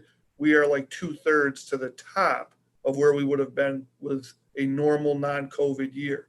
So I have a high degree of confidence tonight saying to you, all things being equal, I think we've seen the worst of the COVID impacts on our local economy. We're in pretty good shape because right now, getting through where we've gotten through 4 months into the year, the receipts shouldn't get significantly worse than where they're at. So I think Brian put a number on it when one of the last slides he looked at, it was like if 91%, if all things being equal, we come in at 91% by the end of the year. That's not bad considering where we plan to be. Right. But just to be clear, we talk about, okay, yes, short-term rentals had a blockbuster quarter, but those funds are proposed to be dedicated exclusively to wastewater. So it's unless somebody is proposing that we use part of it towards anything operational, I don't think that we can necessarily look at that, even factor that in at all. Well, this is the way I look at things in this line of work. You've got to be pragmatic about taking in information, what you know now, and making decisions based on what you know now. So what we know now, the situation is a higher degree of confidence than before. There isn't a bylaw that says you got to do that. There will be a time in the very near future where real human beings are going to have to make a majority vote to do something with that money and recommend it to town meeting. That being said, I think all the factors associated with the budget would say, like in the past, it was like the third rail in the last few years to not fund the OPEB ARC, the annual required contribution. Well, we didn't make it this year. So the train didn't fall off the track and crash. It's human beings made a decision that we were short on cash. That's not a liability that's due. It's something nice in a good condition. If you can do it, you do it. And they decided not to do it. So I think like anything else, here's all the chips on the table. Folks have to mull over what the conditions are and decide if, they're going to take a certain percentage to make the budget whole. And then from that point going forward, decide what they want to do. I would look at it personally like this is a COVID environment. This is going to be out there for a while. Decisions that we make today, we should never cast them in concrete because the world is so much fluid today on that scenario. Once we recover, and it's going to take a long time for people to recover their eating habits, if you will, and their social habits, which will bring up those meals tax numbers. So we want to have the greatest degree of flexibility with the cash available that we have. And that was one of the reasons why we didn't make a move to stabilization last year. We didn't recommend that because that would reduce our flexibility to respond to circumstances that were on the ground right now. So. And so in FY22, if we were to fund our OPEB liability, we'd be doing it just at the normal annual contribution? Yeah, so I'm not sure exactly when we're coming up. But usually every 2 years you get a new actuarial study and they reforecast your based on your contributions and all your other health indicators they look at. They reforecast your ARC. So I there's going to be a decision needed to be made by the Board of Selectmen and the Finance Committee in the spring based on, just say we use $2.2 million of free cash right now. There's going to be 3.2 million left over. What do you want to do with that? Now, I would shy away from spending it all, kind of like what we've been in the past, like you've seen on those tables. I'd be more inclined to say, and Ed and I have talked about this as recently as today, let's go under the same conditions. We'll build the budget like we would normally do. And in the spring, make a decision if you want to hold on those capital and the roadway items till the next fall, just like we're in right now. Hang on to some free cash, a couple $1 million or thereabouts, and then let that roll over into next year. And literally this conversation could happen all over again next year. And hopefully by that time we'd have better meals tax, the short-term rental stay strong, and we're in a pretty good condition to continue to respond like that during the period of time it takes to get back to normal, whatever that looks like in the future. Yeah. Well, So it's being flexible with your money, kind of pushing big decisions off about every 6 months, yeah, I'll just say, if the sort of line in the sand for me on, wastewater is we've kicked the can down the road long enough. And if we've got extra money coming in, 100% of that should go towards it. And we should get it built as soon as possible because it's inhibiting our ability to get new growth and new revenue, not to mention destroying our environment and potentially creating a bigger liability in terms of a lawsuit hanging over our heads. But that being said, I'll just say, for the committee, I don't feel 100% comfortable with this as presented. I would like to see some kind of haircut, either between this or, and I don't necessarily want to take it off of Article 4, the septic loan funds, because that's directly related to wastewater. So I feel like if there's any meat to cut, it's here. And I'm just curious if any other committee members feel similarly. So my thought on that whole road thing, Dan, what happens if we just say, why would you let's just not fund roads this year? And what does that mean for the conditions of the roads? Or, are we, cutting our nose to spite our face type of thing and end up in a worse predicament going forward by, deferring much needed maintenance? I guess that's the big question for me. Well, I don't know enough about roads to really make it an informed decision. Well, I think the biggest issue for us is that high percentage of private roadways that just wouldn't get attended to if we didn't have a source of money for them. Secondly, there would be some internal consternation with people saying, well, you went to the voters with a Proposition 2.5 override specifically for this purpose. Why aren't we using it for that? In the practical sense of the matter, probably you wouldn't see a lot of problems, with the roads. They're in excellent condition to begin with. 1 year is not going to make, the end of the world problem for them. But that being said, my personal belief before we got those finance numbers we got last night, I was of the ilk that maybe there should be a half of that number. But I mean, that's just, my gut instinct on some of this stuff, and understanding that in tough financial times, governments always do less with less money, and that's just the reality of things. quick point of clarification, Dan. I seem to recall something that Jeff Colby said about timing something with wastewater related to roads. So if we cut this, would we be impacting that? Well, no, so the piping work that he was probably referring to for the wastewater piece is not related to this at all. So that's the loan authorization, the 5.2 million from Springtown meeting. So what's important there is to pre-fund in some of these accounts that appear in the later warrant articles to get some money in there so we can actually be able to incur some debt and have that money available to pay those notes off. Because the plan there is not to go to the debt to the community to get a debt exclusion vote. So we needed to put some pre-funded money in wastewater accounts to pay for a note that it will come due when we participate with the DOT. But that's not what this money does. Sarah, do you have a question? Yeah, we've lost Nate and Robert at this point. Do we even have a quorum to vote on these things? I just noticed that as well. Do we have a quorum, Dan? So you got George, you got Stephanie, you got Sarah, and you got you. So that's 4 out of Jack, who am I George. missing? You guys, Jack still? Yeah, you still got a quorum. Okay. All right. So I think we should probably try to make some decisions here before we lose some more people.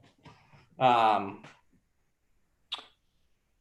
think we can make a motion to, or Stephanie, you can make a motion if you don't want to fund the roads and go with that, correct, Dan?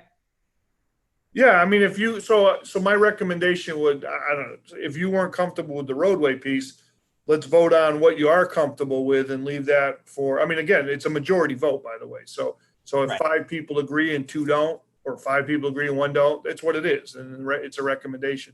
So, you know, it's more a matter of you don't know what it's going to be until you actually call for the vote or the motion for that. So you can, you know, like I said, if not everybody's in agreement on the roadways, then just take the vote, see where it goes. If you're in agreement with the roadways, we'll find out when you take a roll call vote. But you can certainly vote the roadways separate from the rest of the Article 1 items. Well, we were doing Articles 1 through 3. Yeah. I mean, well, so, you know, interesting one, you know, Article 2 is water capital, right? So that's going to be covered by water fees, not the general levy at all, right? So that's going to be fully covered by reserve funds in water, new water fee revenue. And then Article 3, reserve, it's the fire department items are all going to be covered by the ambulance account. The waste management items are going to be covered by the recycling fund, and golf is going to cover with their retained earnings that you had such a nice presentation on tonight from Andrea, are going to be covered from their retained earnings account. So none of those are going to affect your free cash number. Which is good. Which is excellent. Yes, correct. Yeah. So can we get a motion made by somebody to actually just a motion, however someone thinks? Well, if 2 and 3 are something that you feel like everybody's gonna be in agreement about because of what I just explained, just do motion for 2 and 3 for a recommendation for a recommend to recommend to town meeting the passage of those 2 items. I'm comfortable with that. Can we move on Article 2 and 3? Motion to approve Articles 2 and 3. Motion to recommend. Recommend. Yep. A second that. Okay, so roll call here. Sarah, Aye. Stephanie, Aye. Jack, Aye. George, Aye.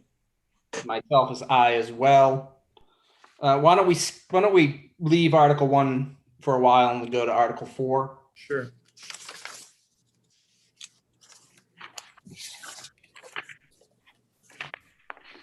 So the Article 4 is the septic loan amount. That's money that we used to loan out money to people with septic issues. The county now does that.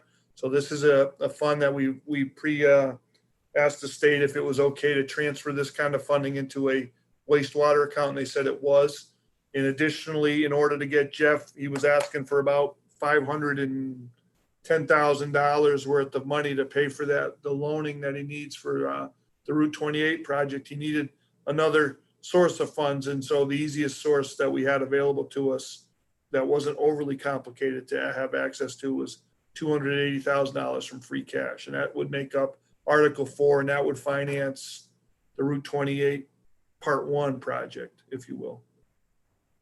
For sewer, For sewer, right, correct. for laying those pipes. For participating in that first part of the Route 28 project, that's correct. Right. There's other liabilities down the line that we have to address, but this is step one. And this is in regards to the state's going to be repairing, doing the roads, and we're just kind of. Yeah, so we have to pay for the engineering services on our end of it and the actual purchasing of the pipe. And they will pay for the, their contractor will install it, and then they will recover the road and do all that. So that's not on our dime. Which is a fantastic opportunity for our town. Which is an incredible opportunity. You're absolutely correct. Can I get a motion? I'll to move we recommend. Second? Second. Second. Sarah, or any comments? No. Sarah? Aye. Stephanie? Aye. Jack? Aye. George? Aye. I myself. Good. All right. So 5 and 6 kind of go together. They're two different topics, but they're sharing the same kind of concept. It's the wastewater or the water infrastructure investment fund. And then 6 is the $100,000 exemption under the CPA to make up for the surcharge tax of 0.78 on the fund. Will this be a definite final? This goes on for. No. So this will, if this were to pass town meeting, it has to pass a ballot question too. Right, but then it would be indefinite? It would be indefinite till at some point the town did something different with it, say. Right. And I know the notion is that they offset each other. Do we remember what the value of property was where that offset didn't work anymore? It was pretty high. Ed might still be on the call. I It think. was 380,000, over 380,000. 380,000 was the break even. Okay. 384, yes. 384, there you go. That's not high anymore.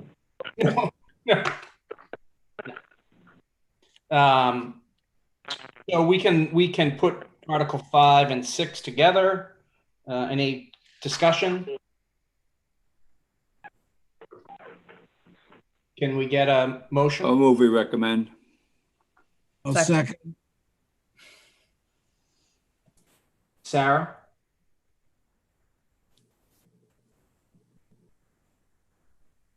Sorry, I turned my mic off instead of on. Aye. Stephanie? Aye. Jack? Aye. George? Aye. And I am an aye as well. All right, moving on. Look at us. Okay, so 7, 8, and 9 are all CPA funded. So those sources of revenue there would be from the CPA fund. The CPC committee has advanced those forward and have been in support of these dollar values. So I'm not sure how you want to address those. In the past, the finance committee has taken a position on those. Were we lumping in 9 as well, or is that just 7 and 8? Oh, 9 is an easement, I believe, or excuse me, 9 is, no, 9 is also a, The splash pad. it's the splash pad and finish the design work for Sandy Pond. That's correct. Right. So let's tackle 7 and 8 together and then go to number 9. Move we recommend 7 and 8.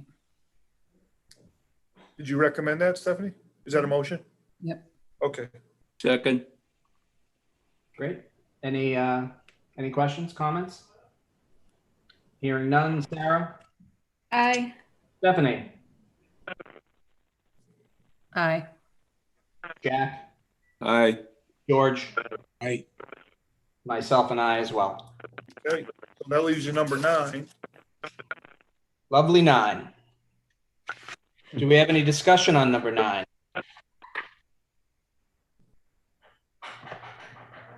I can't see. I'm not familiar with the value of this and what this brings right now. And I worry that there is potential need of CPC funds down the line to deal with housing and sort of the financial shortfall that residents may face going into the next fiscal year. And I don't know, $500,000 for a splash pad. I would agree with you 100%. I would like to also, before he signed off, Robert left some comments on it in the chat. So just to bring that to people's attention, that he had commented on it as well. So let's take a look at those. Yeah, we should probably read that just to be in compliance with open meeting law. That's what I was thinking. So he had said, I'll read the stuff that's his thought was that we should not be supporting any non-essential spending regardless of where the money comes from. And he also further commented that any capital purchases come with operating expenses and really a splash pad. Well, I'm not going to read all that. I'm not going to read that as well, or any of the rest. I think the gist is he's thinking that non-essential things should not be supported with any funds. And I think that refers to $500,000 for a splash pad during a pandemic. Anybody have any other thoughts on what his writing was? I didn't read some of the stuff. Sorry, real quick, this is just Kyle. As a point of order, I just kind of wanted to echo what I think it was Sarah said. I would just kind of discourage people from using the chat because of open meeting law. You're not supposed to kind of be deliberating in private during a meeting. So I would discourage that. We will make that point at our next meeting, so those that aren't here with us will know. So we can take a motion to not accept this. You could do that. That's correct. And when was the last time the splash pad was presented? Because I don't remember them coming before us and talking about it at all last year. It's been part of the Sandy Pond renovation, the master renovation. And last year, as if I recall correctly, there was a difference of opinion between members of the Board of Selectmen and the Recreation Committee. The Recreation Committee wanted to advance an all abilities playground. And this year, when we were discussing the goals of the Board of Selectmen, it was imparted to administration that the splash pad in its inaction is not acceptable as inaction considered by the Board of Selectmen, and they wanted to see that get addressed. So we took that commentary back to Rex and CPC, and they have struck a compromise, which is the funding that you see here. I'm not saying like everybody was on board with it, but it was appreciated that the Board of Selectmen have made a point to say that, their desires to get this done has been ignored long enough type of idea. So is there idea to be piecemealing this? Yeah, I mean, it's a lot of these projects are designed such geographically that they're kind of plug and play. So right. you have the master plan, the master design, and then you can put this piece in here, this piece over there, that piece over there. So it's not like it gets, the total dollar value to build it out is a pretty hefty number, but you can take it in pieces, and that's not uncommon. And we've done that in a number of places. It just seems weird to me that I've seen the master plan and it's all really great stuff, but we live in the best beaches probably, in my mind, around, and we're going to be playing in a splash pad. Meanwhile, the tennis courts next door are literally falling apart. I play on them during the summertime. Yeah. The basketball court's falling apart. It just seems like we chose the wrong first step. Well, I mean, I think like anything else, it's a matter of opinion. What I can tell you, having built a number of these splash pads, they become the most popular attraction for young families of all financial backgrounds. I built like 3 of them in small neighborhoods, and in one case took a basketball court that was underutilized, split it in half, put a splash pad on one and made a half court on the other, and they become wildly popular with the population. The overall expense to maintain them is minimal. And I think, there's a sensitivity with the board as it relates to yeah, it's nice. I mean, I heard the commentary about the water park, but the last time I checked, the water park isn't free. Last time I checked, beach access is difficult. Free beach access is even more difficult. So, these offer safe, nice alternative recreation. In the general overall cost of these things is not generally prohibitive. Once they get up and running, they tend to operate self-contained. You don't need anybody to watch them. They have timers on them. So when a family shows up on a Saturday at 2:00, they hit a button, the water features go on for 15 minutes, and then you hit the button again. And they're just incredibly popular in all the neighborhoods they get built in. I don't think that's the problem though. Like I think it's a really cool thing to have. I think the problem that we're all facing is like designating supporting $500,000 towards it in the middle of a pandemic. No, I totally understand. So this is one of those things where, this is about, these are political decisions, and I know pickleball was a tough issue a couple of years ago on the finance committee. It was not a fan favorite of the finance committee, yet it was an enormous fan favorite of town meeting, so it's, this is what we do. This is government, I can't imagine that this will be a favorite at the general meeting. I would argue it's not our job to be doing the political decision making. That's the selectmen. We're making a vote here about the financial wisdom of this in the time we're at. And, it seems that to Stephanie's point, we should be focused on making sure we can finance the wastewater project. There are benefits to the entire community for that. This is something that we can plug in a year from now. And I don't think a year without this is the greatest detriment to anybody. So can we get a motion? I agree, George. I agree. Somebody needs to make a motion then, to not recommend. I'll make the motion not to recommend. Second. I don't think there's any more commentary needed. Sarah? Aye. Yep, correct. Thanks. Stephanie? Aye. Jack? Nay. George? Right. I'm an aye as well. Oh, George, that was a yay? Yeah. Okay. Yeah, so it's a not to recommend, yay. Right.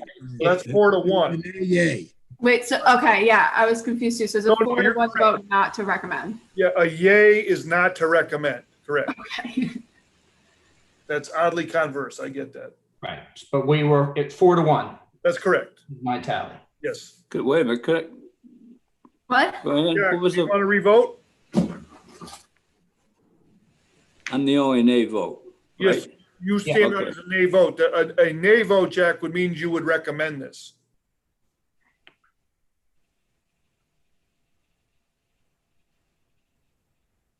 I wanted to vote not to recommend. Okay, so now you're not to recommend, you're a 5-0 now. That's good. Great. Yeah, that's kind of what, this was in the converse of the way it's normally done. Yeah, very, very confusing. All for the proposal. Right. Has to be negative. All right, so that leaves you with,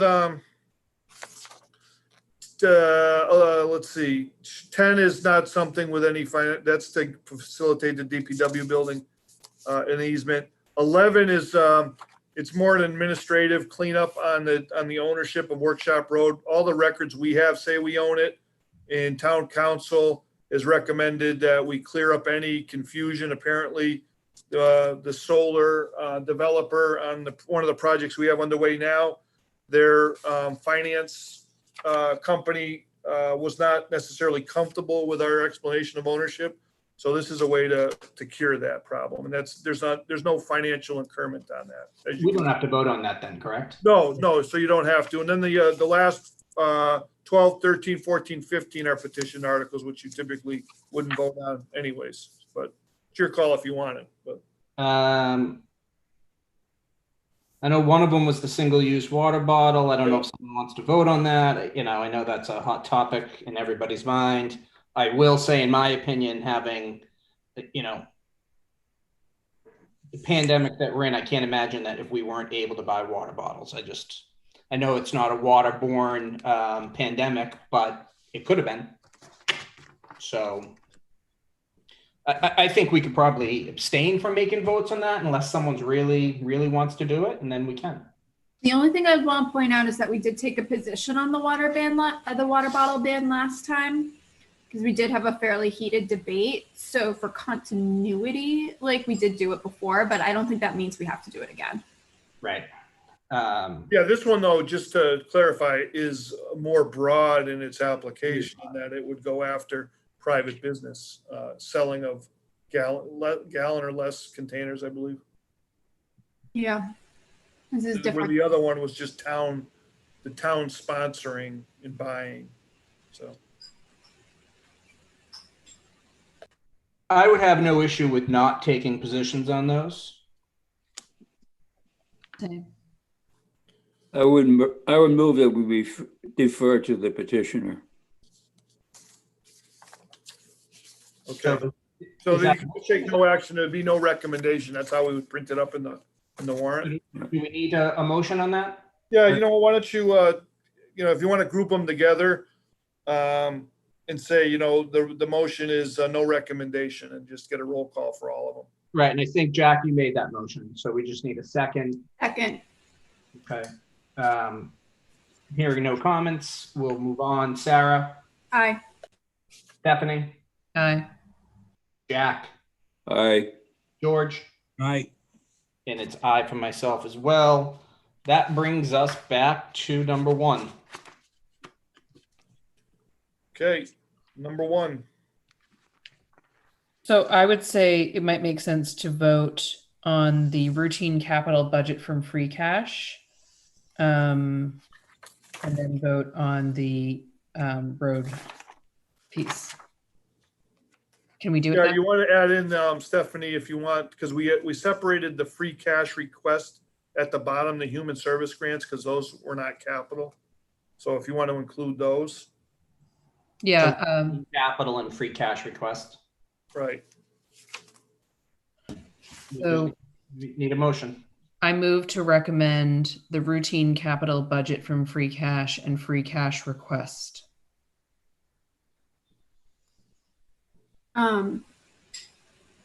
A second. Any discussion? All right, hearing none. Sarah, Aye. Stephanie, Aye. Jack, Aye. George, Aye. and I for myself. Okay, so what we can do, because this is a pretty good amount of work for tonight, because I know it's getting kind of late, we can, I can get at a further meeting in the future, get Jeff Colby to present to you the primer on the roadway situation. In that way, you could make a position, you could take a position on the floor. So normally what you would do at town meeting, you call a meeting ahead of town meeting, and you guys stay as a quorum open during town meeting. So normally you come in and maybe half an hour in advance. If there's any finish up business needed to take, you take it then, stay open during the town meeting, and then adjourn when town meeting adjourns. So you certainly are well within your capability to do that. We could do that, or we could just decide to vote on it right now. You could do that too. And that would need a motion. That would need a motion, that's correct. I don't have any issue doing it from the floor. If we wanted to let Jeff give us a better understanding of why he thinks it's, like I said earlier, I know nothing about roads. It seems like a lot of money to spend when you don't need to in this environment. But if he had a, persuasive argument that showed us why we should do it, then, it would be probably a good idea to hear him out. I second that. I think that we need more information. That works for me. How would it appear, Dan, in the printed article if we had just voted on the first part Yeah. and not the second? So what I'll probably do is we'll just put a space on the page and we'll insert under the free cash request human services grant. From this point up would be recommendation from finance committee, and then have the roadway portion stand alone, and it would say finance committee to recommend from the floor as an item. That works for me. I think that's a great way to go about it. That's fine. Okay. And then what we can do is whenever you decide on your new schedule for meetings, in advance of town meeting, I can get Jeff on the schedule to make sure that he goes over the key topics on that for you. So, okay, that's great. And I think Stephanie and I will catch up tomorrow to talk about future meetings. I think we probably only need one more. Yeah, so I would say probably you're right, one more before town meeting. Right. And then that day of town meeting, you would do one that evening? Right. And we'd need an agenda for that. Yeah. Dan, just to clarify, how does it look on the warrant when we're missing 2 members for the votes? Because It doesn't matter. It'll be just like 5-0. It'll just say that, or yeah, I think they were all unanimous, right? Yes. Yeah. Yeah, so that's not a big issue. okay. So I think we can adjourn. I did want to thank everybody for that long meeting. A lot covered, and I think it was pretty fruitful. I think probably Jack or Sarah have something they'd want to say, maybe. I'll race you for it, Jack. No? Okay, move to adjourn. That must have been on you. It was your turn. Alrighty, Sarah. That's you, Sarah. No, I said I. I didn't hear it. Stephanie, Aye. Jack, Aye. George, I,